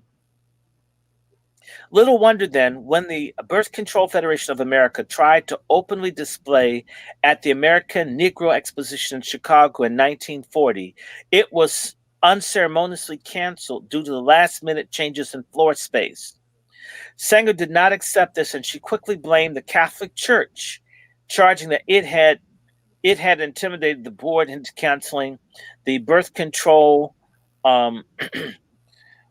the Birth Control for America exhibit by threatening to withhold state and federal funds from the event. Since she then urged the floor protest letters demanding an investigation be sent to Wendell L. Green, the vice chair of the Afro-American Emancipation Exposition Commission, which sponsored the event. Denying that there was any pressure placed on the commission, either religious or monetary. In either case, neither the Catholic Church nor any other religious body for that matter could withhold taxpayer money from an event. Green explained that funding had come from a number of people of all religious persuasions. Therefore, he added, any exhibit in conflict with known convictions of any religious group contravenes the spirit of this resolution. The commission upheld the ban despite the birth control what's his name? It's Birth Control Federation of America's allegation that it confirmed their original suspicions. Clearly then, much work still lay ahead of Sanger and her allies in carrying forth their eugenic agenda. They continued to rely on such useful idiots as Du Bois and Johnson, and they would enlist several more overtime in pursuit of their goal. Another such person, well, listen to this. Okay. I've gone to her papers. Oh my God, this is amazing. Another such person whom they would turn to was Dr. Dorothy Boulding Farabee. Her papers are at Howard University. I've read some of them. Little crazy boule bitch. Oh. The president of Alpha Kappa Alpha, the nation's largest sorority. Pork chop feminism, y'all. Farabee, a cum laude graduate of Tufts University in Boston, was another member of academia whose influence in the Black community would prove critical in implementing the Negro Project in coming years. Farabee first attended Simmons College, where she earned her Bachelor's of Science degree, then went on to Tufts, where she earned another degree in medicine and served on the staff of the university's medical school as an instructor in obstetrics and as a medical doctor.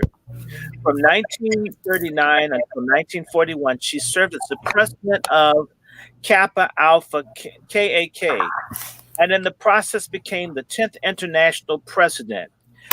This list of credentials was sure to impress the Birth Control Federation of America High Command.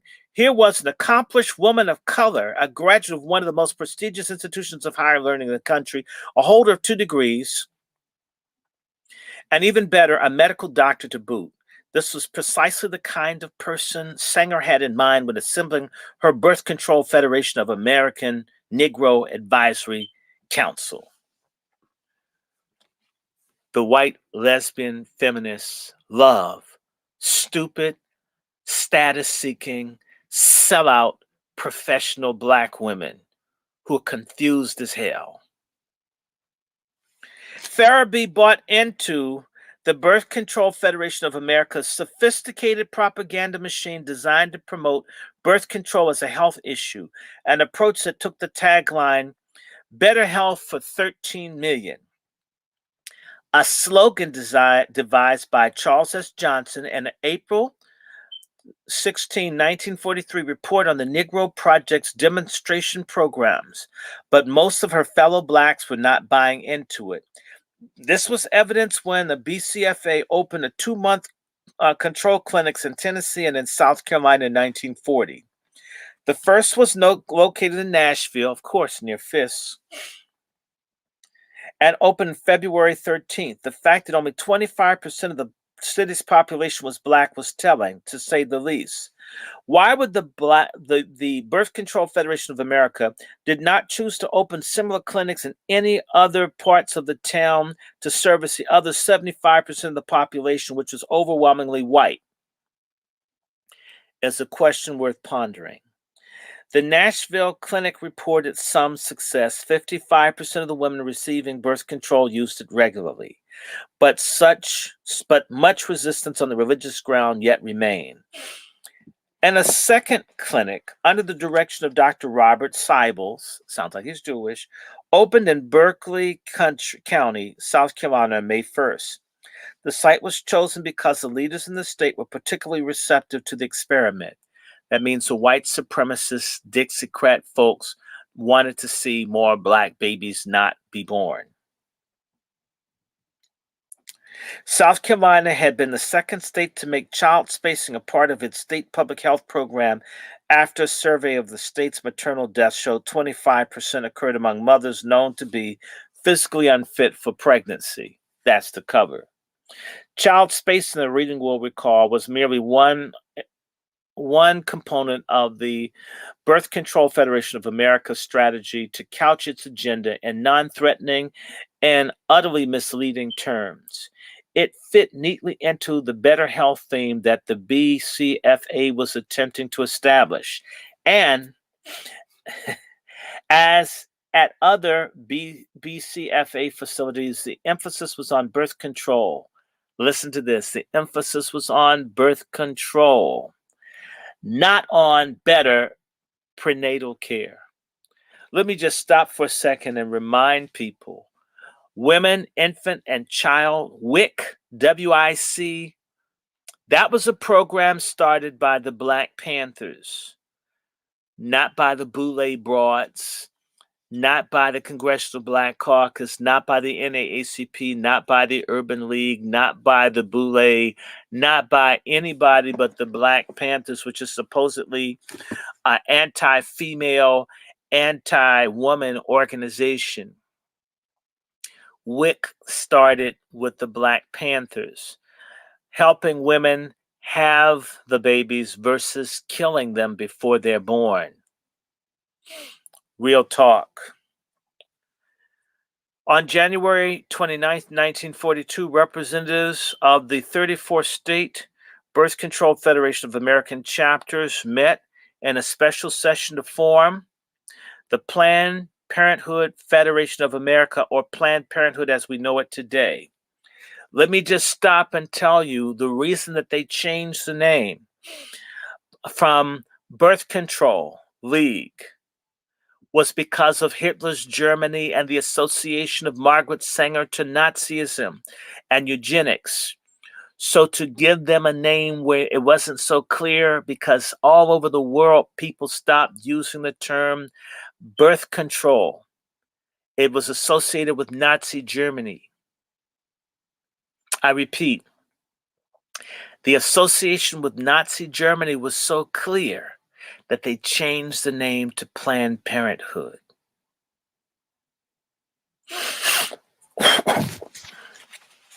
We're the damn Jews.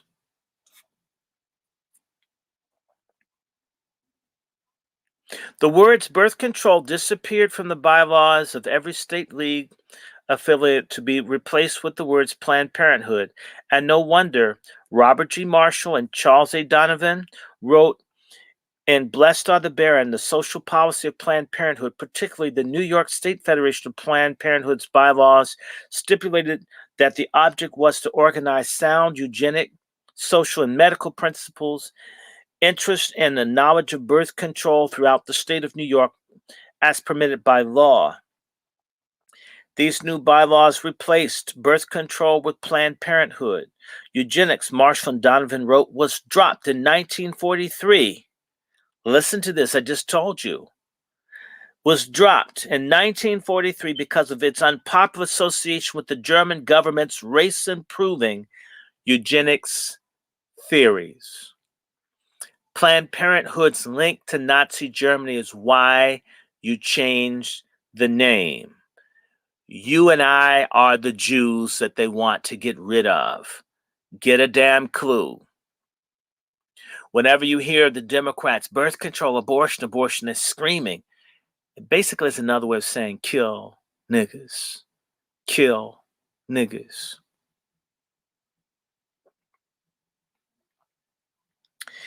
At this meeting, a progress report to which Farabee contributed heavily was presented, comparing the success rates at the two clinics. It revealed that the programs did not significantly improve the lives of Black families in either state, and allowed that religious factors as well as the comparison of birth control over abortion, along with conditions of grinding poverty, especially in rural South Carolina, played a major role. Killing the babies or doing all this stuff doesn't deal with the issue of we don't have MFM. We need our damn money. I mean, killing the babies ain't the problem. Spacing the births ain't the problem. If a woman wanted to sit up and have 80 babies, if they were taken care of and she was happy and baking cookies, that's her damn business. Why is it that we have to respect trans and trans women and trans men, and we got to get that in our head, and folks can't deal with the fact that a woman may want to have 10 babies? If she wants to, it's her damn business. Why is a man with silicone titties more respected than a woman with 5 babies? Why is a woman with a fake penis that looks like an albino snapping turtle head hanging out that can't even get erect? Why is that serious? But a woman that wants to be a stay-at-home mother is seen as some kind of crime. And this is coming from women. Men didn't do it. You women, y'all fucked up. Y'all fucked up the game. And I'm not trying to make nobody have 10 babies to stay at home. But women should be saying equal treatment for whatever the woman elects to do. Isn't there equal treatment if a man wants to hack his penis off and call himself a woman? Right, if a woman wants to have her vulva all messed up and make some kind of penis out of it, we got to respect that. Shouldn't Black women, heterosexual women, be pushing for respect for women that like children, that want to be with the man? Anyway, let me keep going.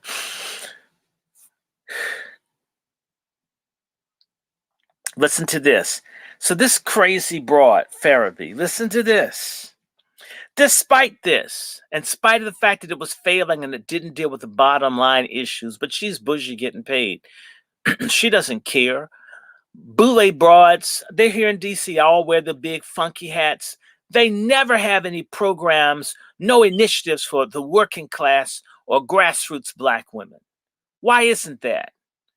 I can tell you about me too. Little KRS-One looking hard broad, man. Looked like she fell into some cement mix, right? They can follow her, but we can't get real wages for Black women, real health care. Let me keep going. Farabee remained optimistic and wrote, when thrown against the total pictures of awareness on the part of the Negro leaders of the improved conditions and their opportunities to even better conditions under Planned Parenthood, the obstacles of the program are greatly outweighed. Farabee then called for the dissemination of more propaganda to the Black community in a fashion that can only be described as chilling and highly disturbing. So, Black woman, y'all equally guilty when we fail, and you're equal partners when we succeed. I don't buy this queen shit when things are screwed up like this. Women failed too. If we're both in the ditch, we both fell down, not just the man. That's garbage. That's some lesbo mumbo jumbo bullshit. Listen to this. The future program for Planned Parenthood, she advised, should center around more education in the field through the work of professional Negro worker, because those of us who believe in that the benefits of Planned Parenthood as a vital key to the elimination. Listen to how she describes this. The benefits of Planned Parenthood as a vital key to the elimination of human waste. Human waste. She's saying we're shit. Human shit. Black human shit. Must reach the entire population. Imagine, if you will, the level of public outrage that this comment would have generated had the speaker been a Klansman who was referring to Black Americans as the same thing had been said by a member of the American Nazi Party, referring to Jewish Americans. Planned Parenthood would have been discredited immediately, but its members rightly ostracized every right-thinking American. But Farabee was neither a Klan member nor a Nazi brown shirt. Rather, she's a pork chop feminist. She was a highly educated Black woman who was actually applauded for her views, and she would continue to play a role in Planned Parenthood for many years to come.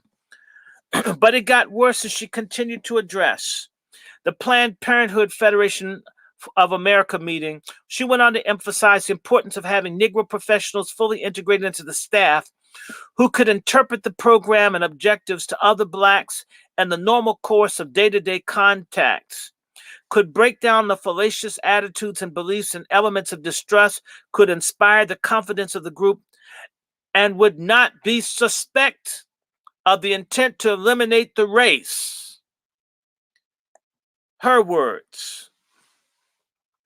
We boule niggas, give us jobs. We'll kill the other Black people. They'll never see it coming.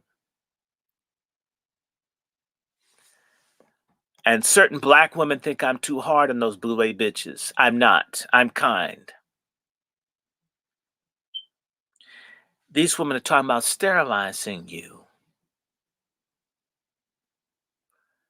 Sterilizing Black. These are boule Black women asking for jobs to hurt other Black women.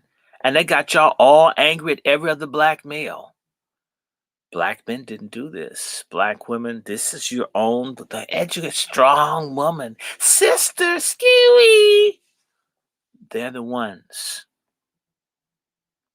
You look up to them. You respect them. You trust them. They're not bad like Black men. All Black women are good. It's a fucking lie.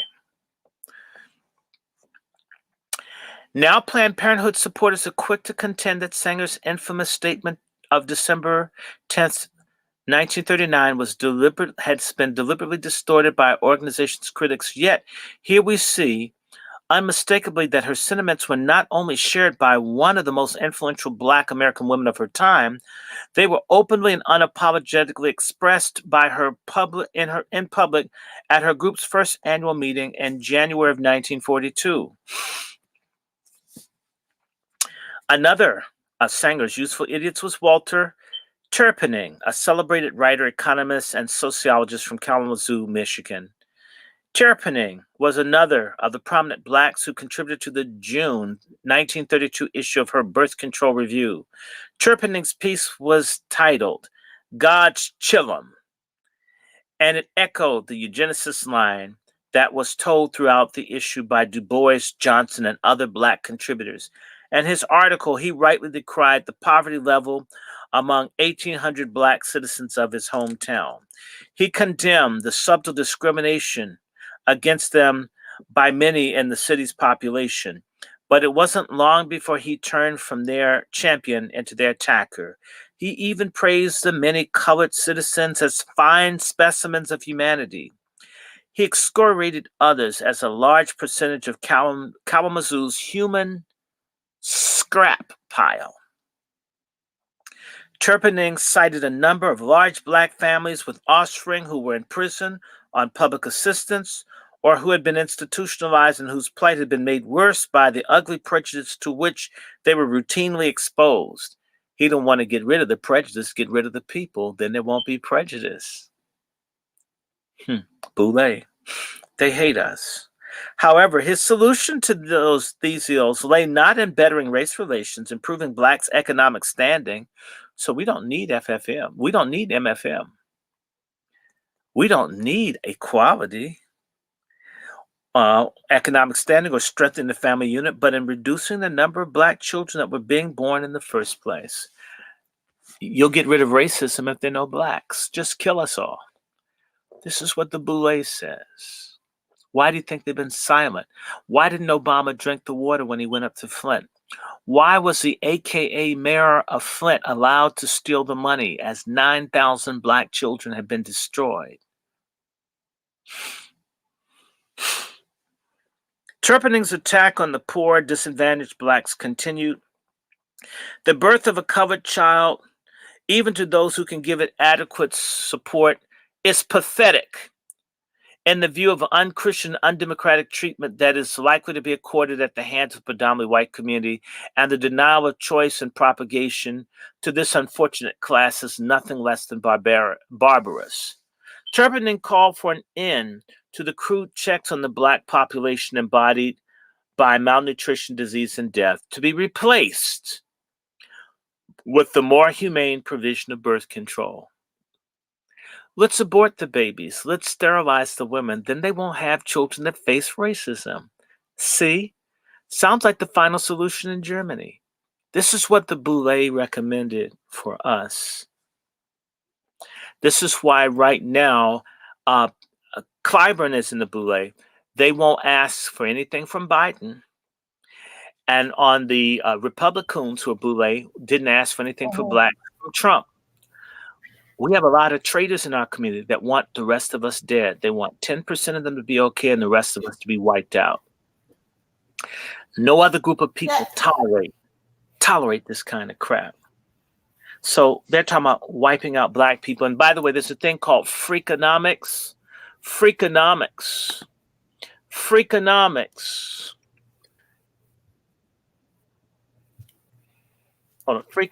is a book that came out that mentioned that they could get rid of crime by just having more Black abortions.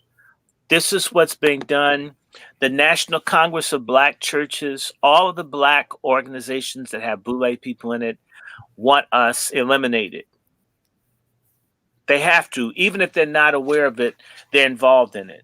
I mean, if you join the Ku Klux Klan and you don't hate Black people, you're still guilty for what the organization does.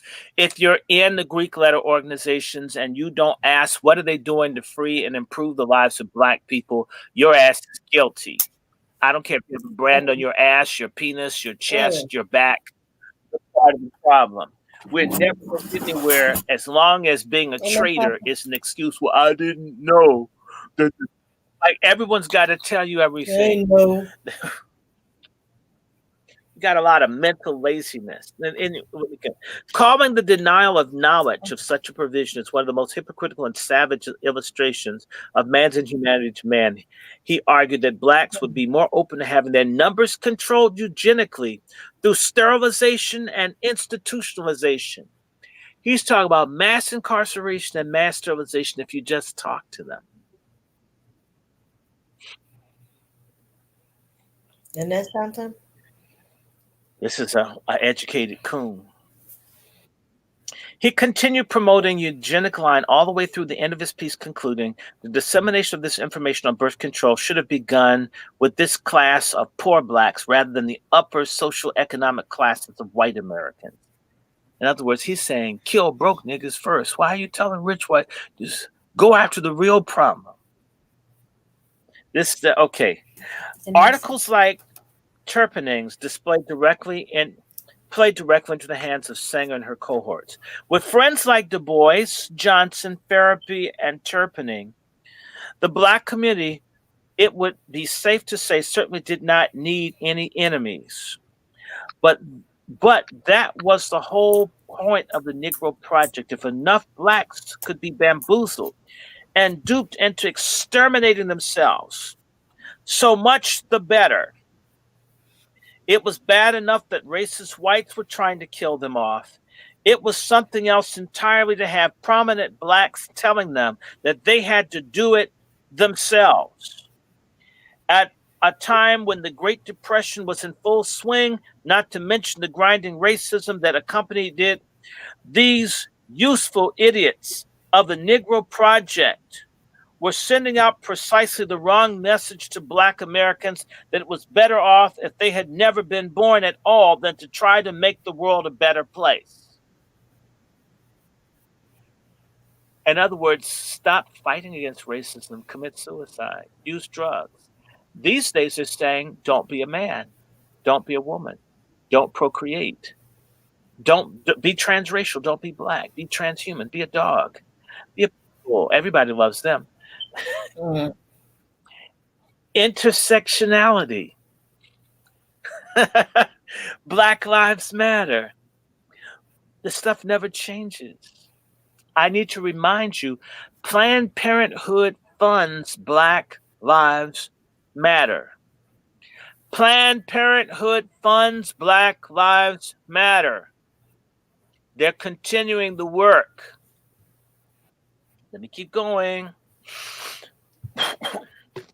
How ironic indeed, then, that a man who called for the elimination of the human scrap pile would one day be honored by Albion College with its Walter A. Turpening Award that recognizes scholarship and service by a graduating senior in economics and management. There were others, many others, who shared Du Bois's, Johnson's, Farabee's, and Turpening's view. As Sanger's Negro Project began to gain momentum, it ensnared more and more of the mainstream black leadership in its web of deceit. By 1942, 3 years into the Negro Project, Planned Parenthood's National Negro Advisory Council numbered no fewer than 3 dozen black leaders from all across the country, representing nearly every segment of society, from the clergy to professions, from academia to the black media. And now I get to say the name of one of the ugliest black women of all times. Whoo, she's ugly. Oh my God. We could make baboon cookies off her face death mask. I'm just saying. Yes, I'm going to be mean because she's on the wrong side of things. I have read the letters. I have read it. Yes. You're going where I'm going. When you heard me say ugly, you knew who I was talking about. I have read the letters of Mary McLeod begging Margaret Sanger to come and teach her girls about birth control.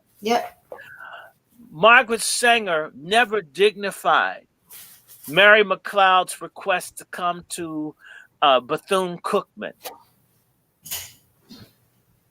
But they wrote, and all of these sisters, a lot of them would write in big and tell how what a wonderful person was and how she'd be welcome at the guest house. Mary McLeod Bethune. Yes, not only was her face ugly, but her idea about motherhood was ugly too. And she's in the boule. And yes, you black women have been betrayed by these ugly women. Y'all always say this, you should, you're surface, you should look beyond what her face looks like. No, I really don't care to. She's ugly, and her ideology about this eugenics is ugly. Let me read this. Ooh, nothing like giving someone ugly hell. Whew, Jesus. Listen to this. Mary McLeod Bethune was one such member, just as with Dorothy Farabee. She brought an impressive list of credentials with her to her seat on Sanger's council. For one, she was the president of the National Council of Negro Women's Groups in Washington, D.C. Pork chop feminism. Yes, black women, y'all betrayed all black people. Y'all did. No major black run group, maybe an individual, but not the group. And this is what, 80 years, almost 80 years of betrayal by these boule broads. Let me keep reading. From here, she was able to bend the ear of President Franklin D. Roosevelt as his special advisor on minority groups. She was a close friend of FDR's wife, Eleanor, who was a butch lesbian. She did stuff to help black people way more than Michelle Obama. So in my view, Eleanor Roosevelt was a greater man than Michelle Obama ever could be. And they would remain friends until her death in 1955. Bethune was the only black woman present at the founding of the United Nations in 1945. She was a member of the so-called Black Cabinet, a group of influential black leaders who had regular access to FDR during his presidency. And she is probably the best remembered for establishing the institution of higher learning that bears her name, Bethune-Cookman College in Daytona Beach, Florida. When Bethune died, Ida Tarbell named her as the most influential black woman of the 20th century. Her list of accomplishments is both long and very impressive, and her life has inspired many people of all races. The fact that a woman whose parents were slaves in South Carolina was able to accept the freedoms that were finally won by her fellow blacks and soared to great heights as a result of her own drive and initiative should make all Americans exceedingly proud. Like so many others on the Planned Parenthood Federation of America's National Negro Advisory Council, Bethune sadly bought into Sanger's seductive message. She seems to have never questioned Sanger's association with known racists like Lothrop Stoddard, Henry Laughlin, Madison Grant, and S. Adolphus Nuff. 1 second. Excuse me. Salute. She apparently never read or questioned Sanger's own racist writings, such as The Pivot of Civilization, in which the reader will recall she wrote, "Our failure to segregate morons who are increasing and multiplying demonstrates our foolhardy and extravagant sentimentalism." This white butch called you black women morons. And I don't know, maybe Bethune, as hard as she's looking, is trying to get a white girlfriend.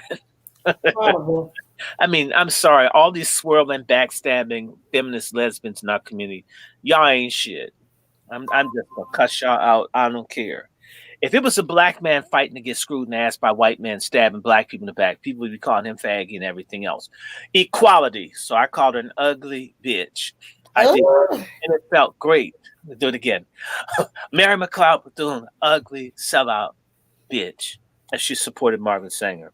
Quote me. Tell the family I said it. Oh, they owe us an apology. They do. Coretta Scott King owes our asses an apology, and they ended up killing her ass in Mexico. That's right, they killed Coretta Scott King, kissing that white ass, and they still bumped you off. And with stupid ideas like that running with Margaret Sanger, that's probably why Dr. King was tipping on her ass. And I'm not trying to defend him being a hoe. Let me keep going. Hold on. I don't know what it is. Hold on. Sinus want to act up. One more time. Sorry, guys. Okay. Empty out the holes. All right. Yvette Cornell. Oh, God have mercy. You mean a house party? Let me go back to this. Mary McLeod Bethune apparently never read nor questioned. Mm-hmm. Bring it. She didn't read. Nigga didn't read. She's running after someone white because they're prominent. I've met a lot of black people. They're very hard on other black folks. You can't prove them, can't get along with them, can't get them to like you, can't win them over. But they get around white people. They're just all, hi. I'm black and inferior. I hate myself. I'd really like to have someone white superior like you to kind of bring me up a little. Mm-hmm. Just pat me on the back, pat me on the head. Or pet me on my vulva when everyone leaves the room. I'll turn the lights out for you. Yeah. Well, yes, I am. We're gonna dog these swirling traitors. Let me keep going. Okay. So black women were called morons. She called y'all stupid bitches. And she's cool. I can't call someone a bitch without paying for it, but don't do the crime if you can't do that. So I use the B word. It's very liberating. Okay.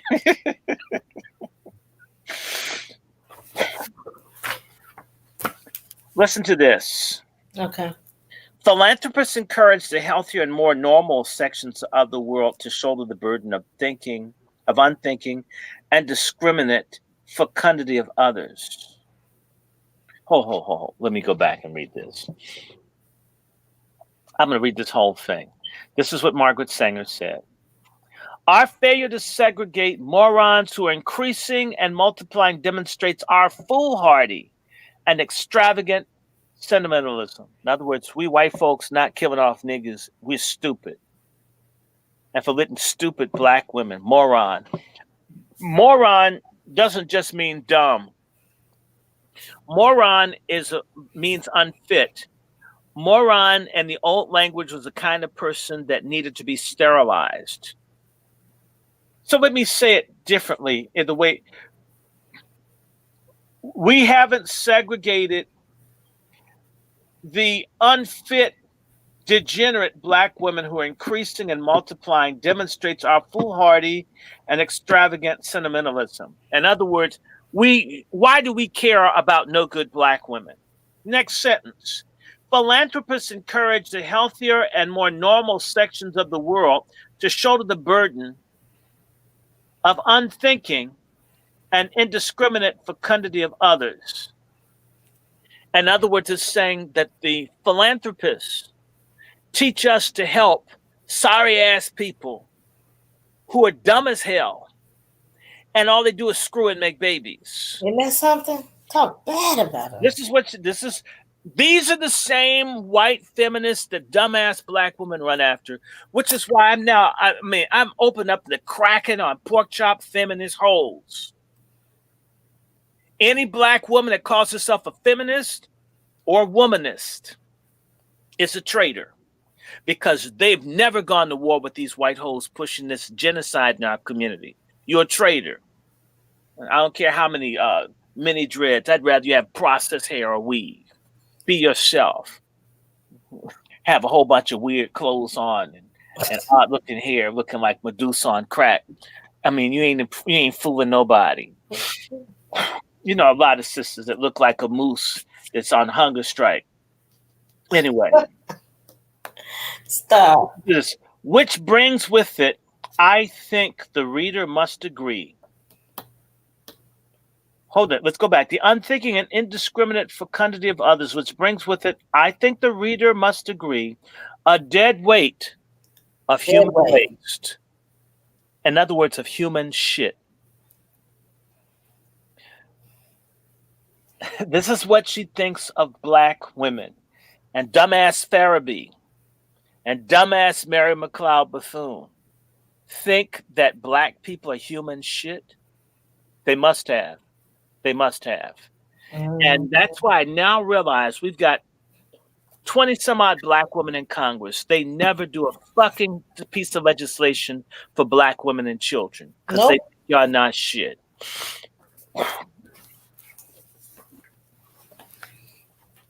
Instead of decreasing and aiming to eliminate the stocks. Stock is another word for race. Let me do that again. Instead of decreasing and aiming to eliminate the races that are most detrimental to the future of the human race in the world, it tends to render them to a menacing degree dominant. In other words, we're so nasty and degenerate having kids, we're becoming powerful. And Du Bois said there's fallacy in believing strength in numbers. This bitch says numbers makes you powerful. And we're the only ones that say that too many black people kill babies. Well, shit, I ain't having no children. Anyway, we are paying for and even submitting to the dictates of an ever-increasing, unceasing, listen to this, spawning class of human beings that should have never been born in the first place. I should have never been born, neither anybody watching this. And the Boule, the NAACP, the black churches, all of them, black feminist dykes are all for this shit. And so when you meet me, no, I'm not very respectful to certain types of black. If you think black people should be exterminated, I have as much respect for you as a dumbass womanist or a pork chop feminist bitch as I do for a Klansman or a Nazi. And you thinking you having a vagina or you being a coon with the dick that I think any more highly of you than a white person, I don't. Mary McLeod was down with this shit. Yes, she was. And by the way, Mary McLeod never got the kind of FaceTime, never got the props or the respect, the most important black women in America. And if you saw all the letters Mary McLeod wrote, running after, trolling after Margaret Sanger couldn't care a damn about her. It's obvious. There's a woman whose name is DeViblis, and they talk about she don't want to be at no nigger school in Florida. They have the letters where she trashed the bitch. She sent another white woman who had all kinds of unproven birth control devices to stick inside the girls. I don't know if she made it down there. Right, I read about that. Real talk. Mm-hmm. Yeah, and you know what? There's another really vicious, ugly black woman that was involved in Planned Parenthood.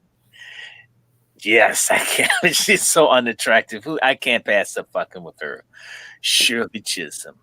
I don't know if she's not in the queue here, but I'm gonna get. Let me see if she's in here. Because, oh man, I'd love to go at it. Since we talking about ugly people. Oh God, Shirley was ugly. She ugly, Shirley. Isn't she ugly? Stop. Isn't she terrible? My eyes are so bleary. I wish I'd not seen her face.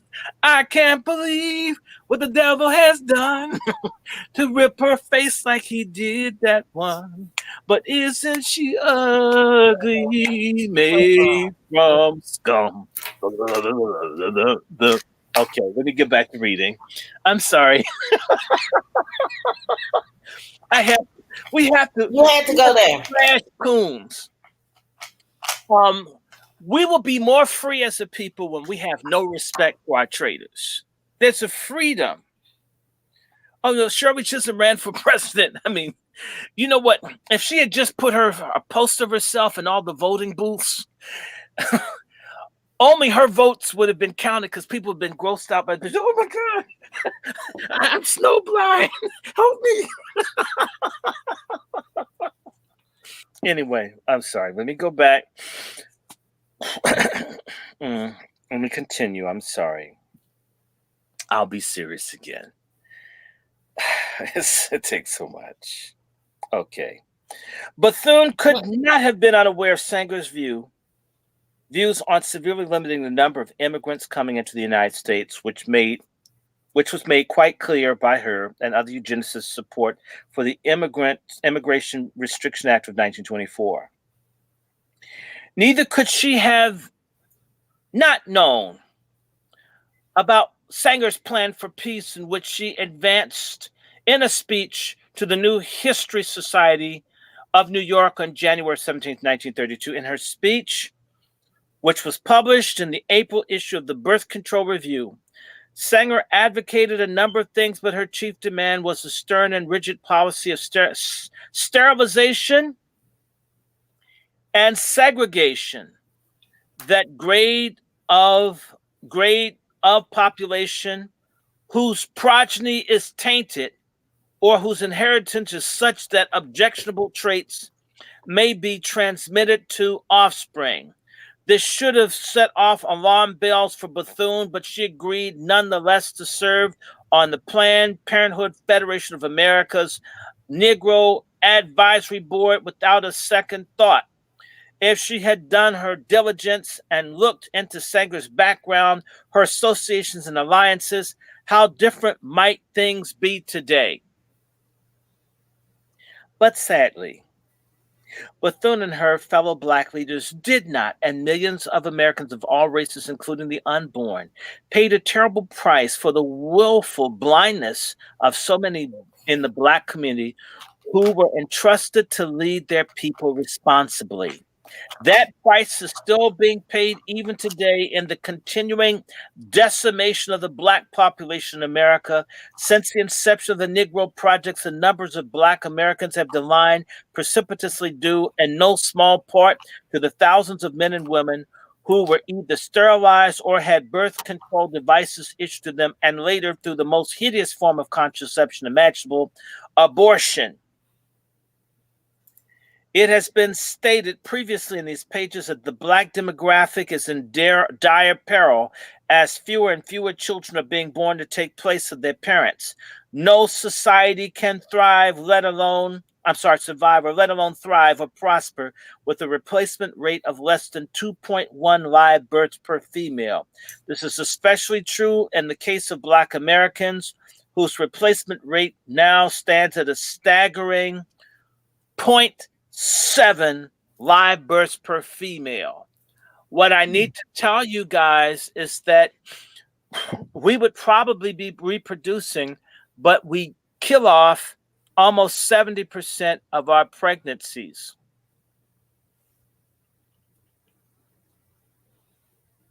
We will examine more closely that many of the contributing factors so negatively affect this group in Chapter 6. For now, let us heed the warning of those who are closest to the situation, as the Reverend Jesse Lee Peterson.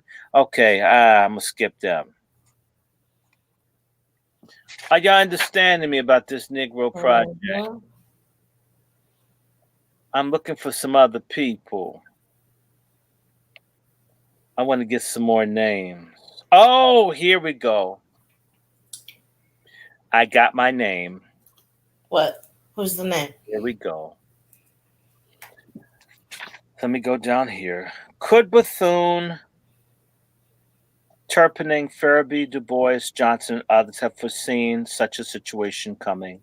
To be sure, no one can predict the future, but agreeing to serve on the Planned Parenthood Federation of America's National Negro Advisory Board in the first place, they gave, through good means, their good names and reputations, enormous credibility to a scheme designed to accomplish exactly what Sanger and her fellow eugenicists set out to do: reduce the number of those whom they considered unfit because of their own subjective, arbitrary set of criteria. And to make matters worse, it would be done with the unsuspecting cooperation of people like W.B. Du Bois, Walter Turpinning, Charles S. Johnson, Dorothy Boulding Farabee, and Mary McLeod Bethune. There were others who should have known better yet.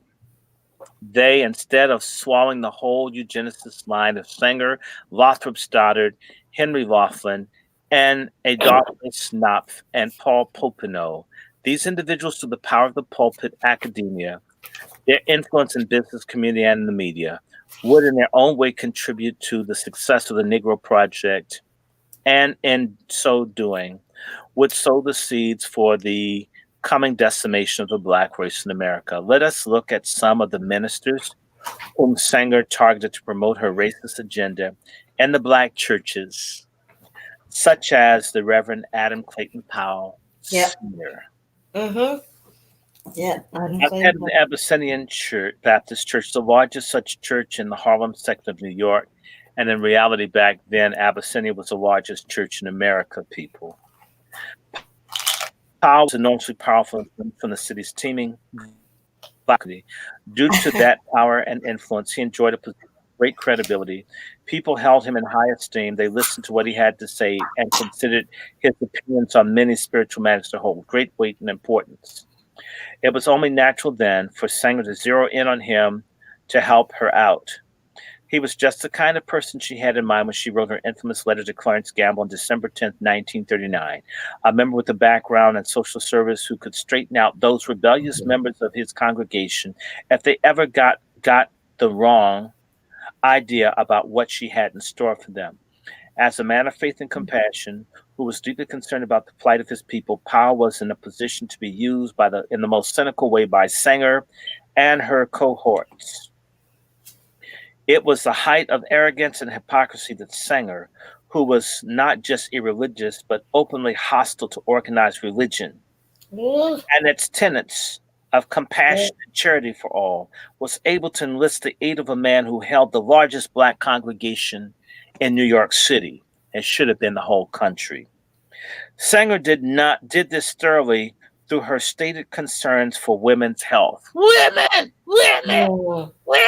You just say women, all of a sudden just give it. Because women are treated so bad, whatever it is, just agree to it. Just whatever. I listen to the women say. Bullshit. Powell seemingly never questioned her ties to the Ku Klux Klan. Margaret Sanger was officially part of the women's auxiliary of the Ku Klux Klan. But what difference does that make? The same way Black Lives Matter is connected to Antifa, which in prisons work with the Aryan Brotherhood that murder hundreds of black men behind bars in this country in racial conflicts. Who gives a damn, really? Facts don't matter. I get off to seeing niggas in the street burning up shit. I feel powerful, even though most people burning aren't even black. But when did facts, in particular, for stupid-ass pork-chop feminists or an asshole coon sexuality liberal nigga who's got toxic pimp syndrome, facts don't matter. I despise such people. Please stop watching. If you're a toxicity pimp, go away. You're probably queer. Oh my goodness. Okay, Powell never even questioned her ties to KKK, which saw the birth of more blacks and other minorities' children as the last things the world needed. Neither did he grill her on her association with the racist eugenicists like Madison Grant, who penned, here's a book, The Passing of the Great Race, S. Adolphus Knopp, who delivered racial inflammatory speech in New York, March of 1925, in which he warned against a menace posed by the black and yellow peril. Lothrop Stoddard, the author of The Rising Tide of Color Against White World Supremacy. The reader would recall that none other than Hitler himself, who praised Grant's book and referred to it as his Bible. If Powell had done his homework and vetted her properly, but of course it's a white woman, so the black man thinking with his penis. God, I got a penis and I can use my mind. What's wrong with brothers? You know, even sissies, they're getting hit in the booty and they can think. What is it about straight black men that make them so stupid, so fucking stupid? Everything is pussy and dick. Nothing's like survival. Seems like you could do that, brothers. If Powell had done his homework, Sanger might not have only been not invited to deliver a lecture on birth control at his church, but he himself might have become one of her fiercest opponents. It is quite possible that his opposition inspired other black clergymen and leaders to reject Sanger's seductiveness and deadly message. This is only speculation, however, none of this that happened. In fact, Powell did invite her to address his congregation, which she did on December 7th, 1932, when she was rolling with Hitler. I'm just saying to you, I know some Yeah. churches won't let you do anything. You can't hand out cakes and shit in church, but this racist bitch gets to do something. Okay. By failing to properly vet this woman before allowing her into the church, she unwittingly aided and abetted the coming destruction of millions of black and other children, first through sterilization and contraception, and over the next several decades, abortion. But Sanger's appearance that night was not without controversial opposition. As we saw earlier, Powell, the leader will recall, received blistering and adverse criticism from a minister from a congregation other than Baptist, probably Pentecostal. And God say, Margaret Sanger's a wicked woman. Oh, yes, God loved you. He formed Jeremiah in his womb. I knew you. Yeah. I don't know what they're doing up in Abyssinia, but that's a wicked ass woman. Somebody say, okay, anyway. Okay. But Sanger's appearance that night was not without controversial opposition. Okay, from a minister from a congregation other than Baptist who was surprised he'd allow that awful woman into his church. I think I've seen the letter. As we also saw, the damage in the end was done. Sanger successfully hoodwinked Powell and his flock. She had got just what she wanted and would now move on to other targets. One of those targets was Grace Congregational Church, United Church of Christ, Jeremiah Wright, Jim Jones, Barack Obama, big fat barbecue sauce Reverend William Barbecue. You know, the dude that looks like a Goodyear blimp without the covering. Their congregational, which hosted a debate on birth control. Sorry, Some argued that it was actually good for blacks to limit their numbers rather than increase them. Coons in church, this is why I don't like church. So many stupid ass people in church. And you can't kick someone's ass in church and they make you mad. You know? Anyway. Tell it. They trotted out the same arguments that birth control would help black families from a health and economic perspective. Family planning, it was positive, was beneficial because it helped women recover physically from childbirth, and that regulating the number of children would have it would also help the father, who almost exclusively the primary breadwinner in the family, would recover financially. Further, and see, no matter how many babies we kill, we brothers don't earn more money. That's bullshit. Bullshit. I know a lot of niggas with no children that are broke. So the idea that not having children is crazy. Wow. Anyway, look at this. Let me keep going. Family planning was posited. Okay, let me keep going. Keep going. Further, the proponents of birth control argued it would result in the birth of healthier children, not only physically but mentally as well, as the incidences of communicable diseases would decrease. How do they know that? Note that nowhere in these arguments is there any mention made of the need to combat the horrible effects of racism on the black community, which manifests itself in so many ways. Birth control would not end discrimination against blacks. Family planning and child spacing would do nothing to end Jim Crow laws in the Deep South. Contraception would not provide black Americans with better opportunities to improve their economic station. But this was not meant to do any of that. Leaders like Powell, Du Bois, Farabee, Terpening, Bethune, and others failed to grasp that the only way the blacks would finally win the economic and political empowerment they craved lay in increasing their numbers and influence, not in limiting or reducing them.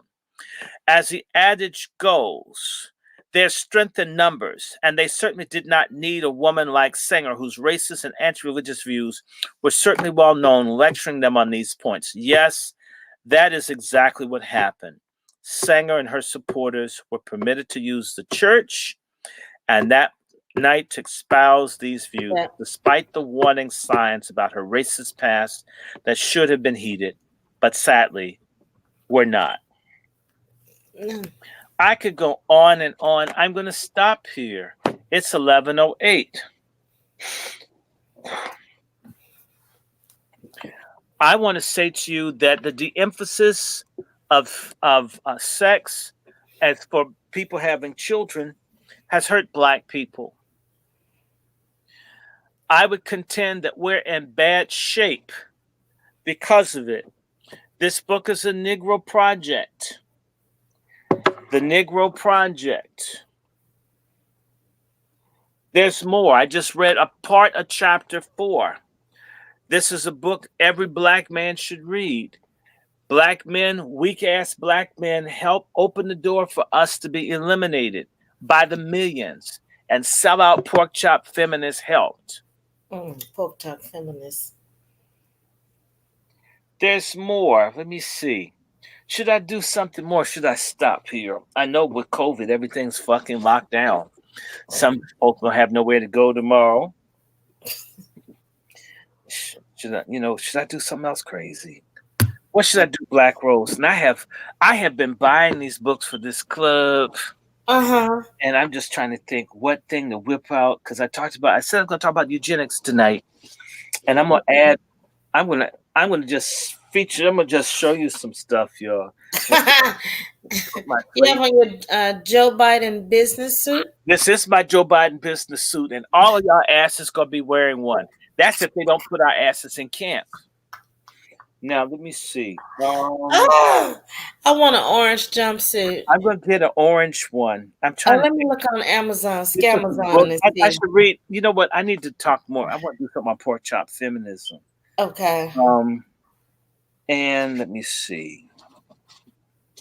I hope y'all learned something tonight. I hope y'all learned something. Yes. I got more. I got this really good video. In fact, if I feel fired up, I'm going to do another one. I'm going to do Angry Black Man's video. Oh man, let me just tell you. I have a friend that wrote these books. And I want to stop for 1 second. Here we go. This is another book I want to read. I won't read as much. And let me see. Because I said I'm going to talk about that tramp, and I want to show you a couple of things. What is okay? You have something for us? Yes, I do. Okay. I'm going to put this. Okay. I'm not talking. Well, maybe FEMA camps. I don't know. All right. So I want to see a show of hands. If anybody learned anything tonight, would you please just say I learned something? I learned something, but I wish I could chat. I do not have access to the chat. I don't think you can chat because you're on there. Oh. Okay, so y'all learned something. And by the way, you have to understand, I have other friends. They're not letting certain people teach in the university get fired. You have to talk people bullshit. You know what I'm going to do? So I can take a bathroom break. We should watch that movie on that drag queen. You did say that you were going to show a film. I'm going to show some on the drag queen. Hold on. I'm going to show a short film. I want to show y'all something because y'all need to know who. Oh, wow. This is a long one. You know what? For people that stay up, anybody that wants to hang on, I got there are 2 really good films that I want to put on. I might do a separate transmission for it. But I'm going to put up this thing on this tramp ass woman. I just had really good. I'll do it for my other thing here. Here we go. I showed it last night. You know, I put that roll that boy pussy thing on there. Oh. You know what I'm talking about, don't you? Okay, let me see. I want y'all to know they literally have a park devoted to this black drag queen. Okay, where is it?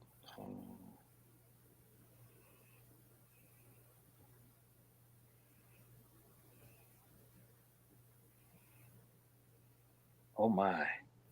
Yeah. Oh.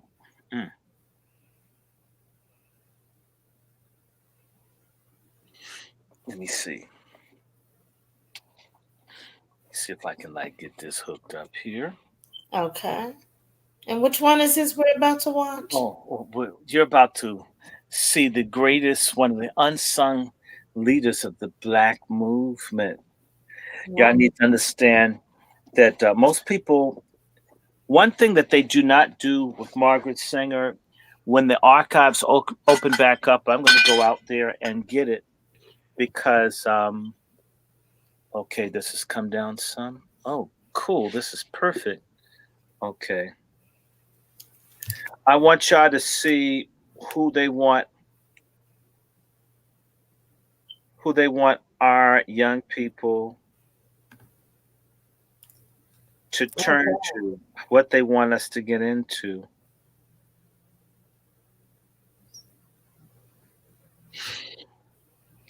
Oh my.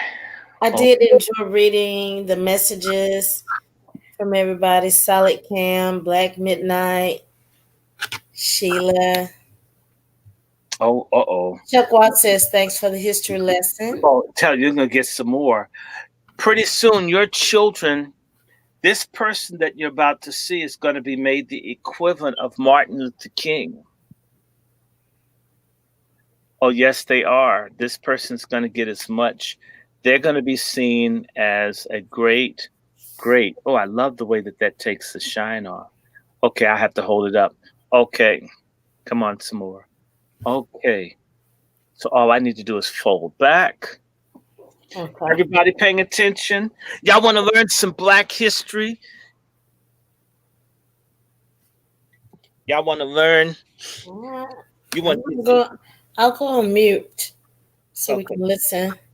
Okay, I'm about to show y'all some Black history, so y'all can learn the leader, the most important leader since Martin Luther King that y'all haven't heard about. Here we go. Let me see it. Turn the volume all the way up on this. I'm gonna buy me another thing soon so I can just play video with a bigger screen on it. Okay, here we go. I'm sorry about my welfare approach to this. It is coming. Because you can share your screen. Yeah, I'm gonna do that. I can't do that, but I need you to get off.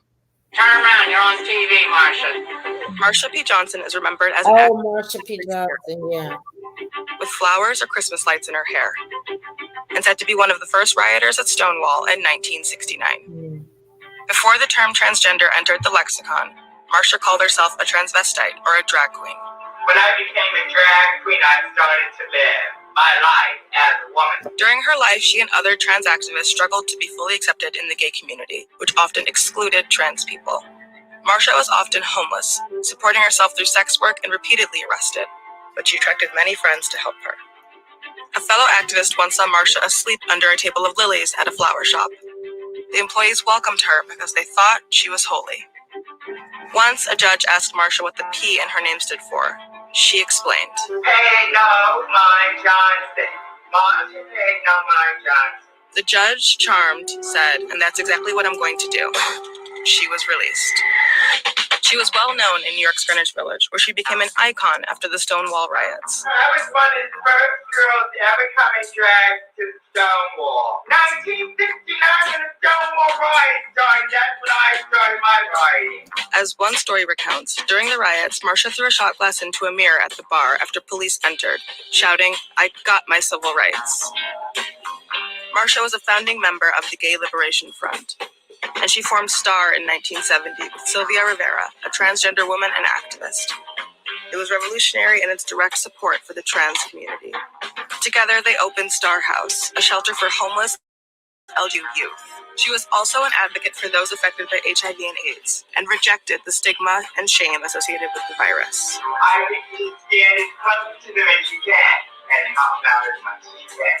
Including myself, I have HIV. She remained devoted to her Christian faith throughout her life. Friends say she could be found praying in various churches, at times dressed in velvet, throwing glitter. Marsha died in 1992 at the age of 46.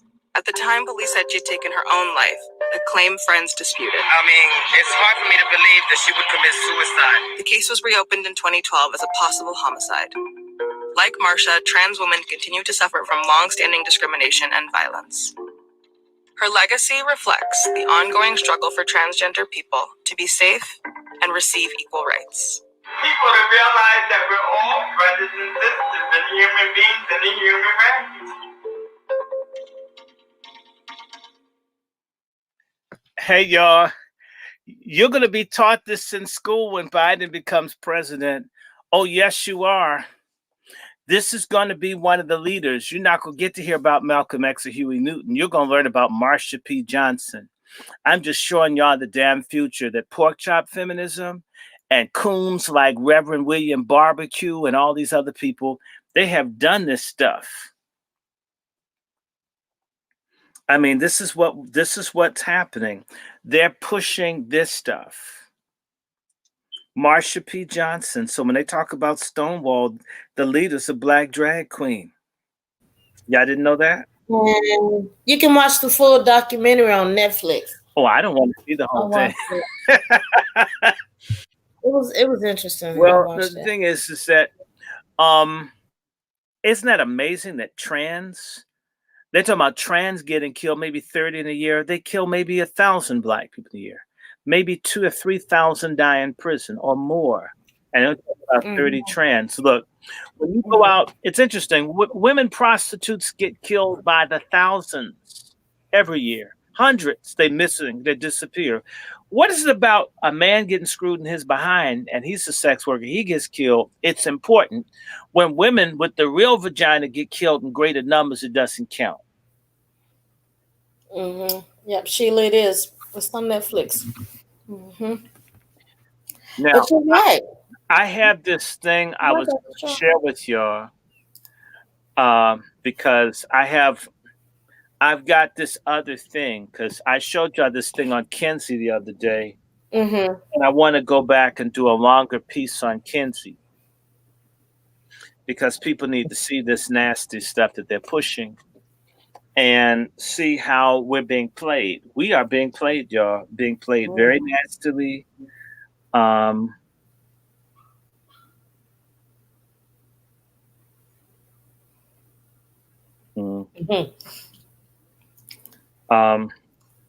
Dr. Short, you need something in your commissary? Well, I always need, because I just saw a book, y'all. From Manchu. Oh, well, basically, you give can him something in his commissary. Yeah, well, drop. Put something on his books. Because you know what? There's a book I just saw. Put something on his books, everybody. Yeah, I do need something on my commissary. I saw this book here, and I gotta have it. And this is the only problem with books and black people is the more books you get, the more stuff you need to prove stuff. In particular, what they're doing to black folk, you got to prove every damn thing you say. I just had someone tell me folks don't watch me because I cuss and I use the word nigger. Well, nigger. I knew you. Don't listen to me. Go away. Oh gosh. Go away. I don't want you. The World Wide Web has 1 billion people. My goal was only to get, if I'm lucky, 2,000 people that I can talk, and I can talk to at least a few hundred at a time. I'm happy with what I have. Okay, I just crossed over to 1,500. I had this, I think you knew, I used to put up little videos of Selfish. Like that. I didn't even try to use the YouTube channel, but let me just repeat this in case y'all don't know. There are other people with YouTube channels. And they refused. They made an agreement not to let me come on their platforms. Not because of what I was saying, but because they felt like I would be more effective if I had my own platform. So they wouldn't interview me or wouldn't let me do stuff with them as a means to force me to do my own platform. So Ron Hurd and I are the best of friends, but Ron would not have me. He would always tell me, have your own show. Have your own show. Have your own show. It's not that he didn't like me. They wanted me to build my own platform. And not enough of us doing what we're doing now. So they pushed me to do that. So, hey, Short, if you do it, you will bring more people to the discussion. When you come on our platform, it's true, people like you, but you would have a greater impact on people thinking if you developed your own. So I went ahead and upgraded. Thanks to all of you that joined. If you want to help me, not just getting blessings through PayPal or what's this other thing, Cash App or GoFundMe or so forth, tell other people about the channel. And I tend to spend a lot of time. A lot of us ain't home. We ain't doing shit anyway. I have long conversations with all kinds of people. I'm talking to Mr. Bryant Moore, a genius writer. There are other people that want to do programs. It doesn't have to just be me. Trust me. I love when other people come in and talk. So if you got people with something to say, good. Now I see this thing here. Transsexuals are now getting uterus transplants to carry babies. Who will protect Black girls and women? Trend forecasting consulting. Brother, this is my comment to a lot of Black men. I've heard so many Black men scream how much they love Black women, how much they love the pussy, they love sissies. I don't see us willing to fight to protect our women. Thank you, Sister Sheila. Yes. I love my people, and I believe in God. But it's interesting. Here in this basement where I am, in my dad's library, my father's a minister. He started when he was 8, and when my father died at 69 years and 11 months, my father died a minister. I remember my father had this nigga that went to church with him, and the nigga stole the church van and bought crack with it. All the work that my father and mother had done, talking to this dude, praying with this dude, dude never got it. My father cussed him out. The guy cried, got his shit together. And I'm trying to think, what is it about a certain type of Black person or Black people? They only hear you when you curse and use certain language. They miss everything else. I've noticed this. You can talk to that, you're not talking to them. But if you speak, use a couple words, they get you. You use another language, they won't hear you. And there are a lot of elitist, fake ass Black people who want you to speak above the rank and file Black folks. I won't do that. I can go in and out between the hard language and the street language. I've always had to deal with both. I've never been able to just be in one crew that's just all street or all academy or all this or that. So there's a mixture. There is enough filth, enough garbage for you to know I'm for real. And there's enough spirituality for you to understand I'm not a predator or a freak. Somebody mentioned something about Masons. I've refused to be a Mason since I was 17. So for 38 years, I've refused to be a Mason. They were going to spend $10,000 to put me in the biggest lodge here in the DC area. I don't like that. The Masonic thing, if the Masons are as powerful as they claim to be, and all this LGBTQ foolishness and pedophilia is going on, if they were righteous people, this stuff would stop. They've got the connections in the people. But instead, the stuff keeps expanding. And don't tell me that the Masons won't take people that are LGBTQ. They will. Yeah, and I'm not telling them not to take people. Yeah, Fu Manchu, you do have to speak their language. You do have to speak their language. Now, I have a question. How many of y'all like the Marsha P. Johnson thing? Because I had another one that I wanted people to see, because part of eugenics and controlling Black folks is mass incarcerating Black men.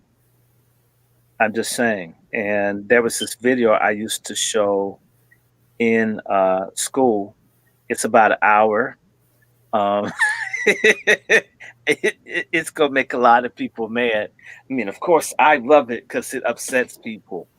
I grew up with a lot of fake ass church people that were fake as hell. All kinds of shit's going on.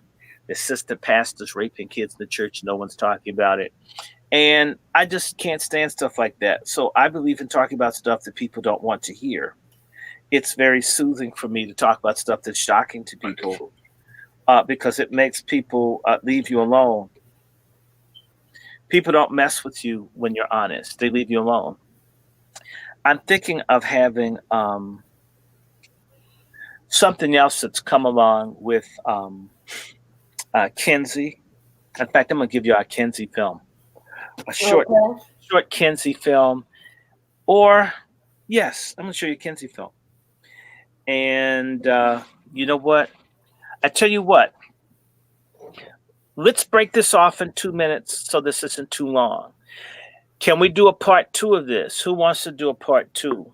If I do a part 2, I want to talk a little bit about germ warfare. I want to talk about mass incarceration and still keep this eugenics thing going.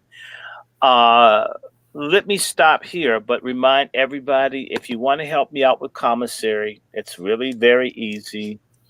It's really very easy. And it's like the scanner. That's the Cash App. I put it up there, although people don't read it. It's right under my name, but people don't read it. I don't know. It's okay, I tell you what. I'm going to do another program. I'm going to stop for a second and put another one right back up here. So this is just like about 3 hours. When people see how long these things are, they get upset. Let me do this. I'm going to close out and I'm going to come right back in. So, hey, y'all, give me about, say, 6 minutes. When I come back, we're going to go right into a Rock'em Sock'em Robot documentary, and then we're going to talk about another part. And I'm going to run until maybe till what? Maybe 2:30? Let's see, we'll do it again. Let me stop here. I'll be right back.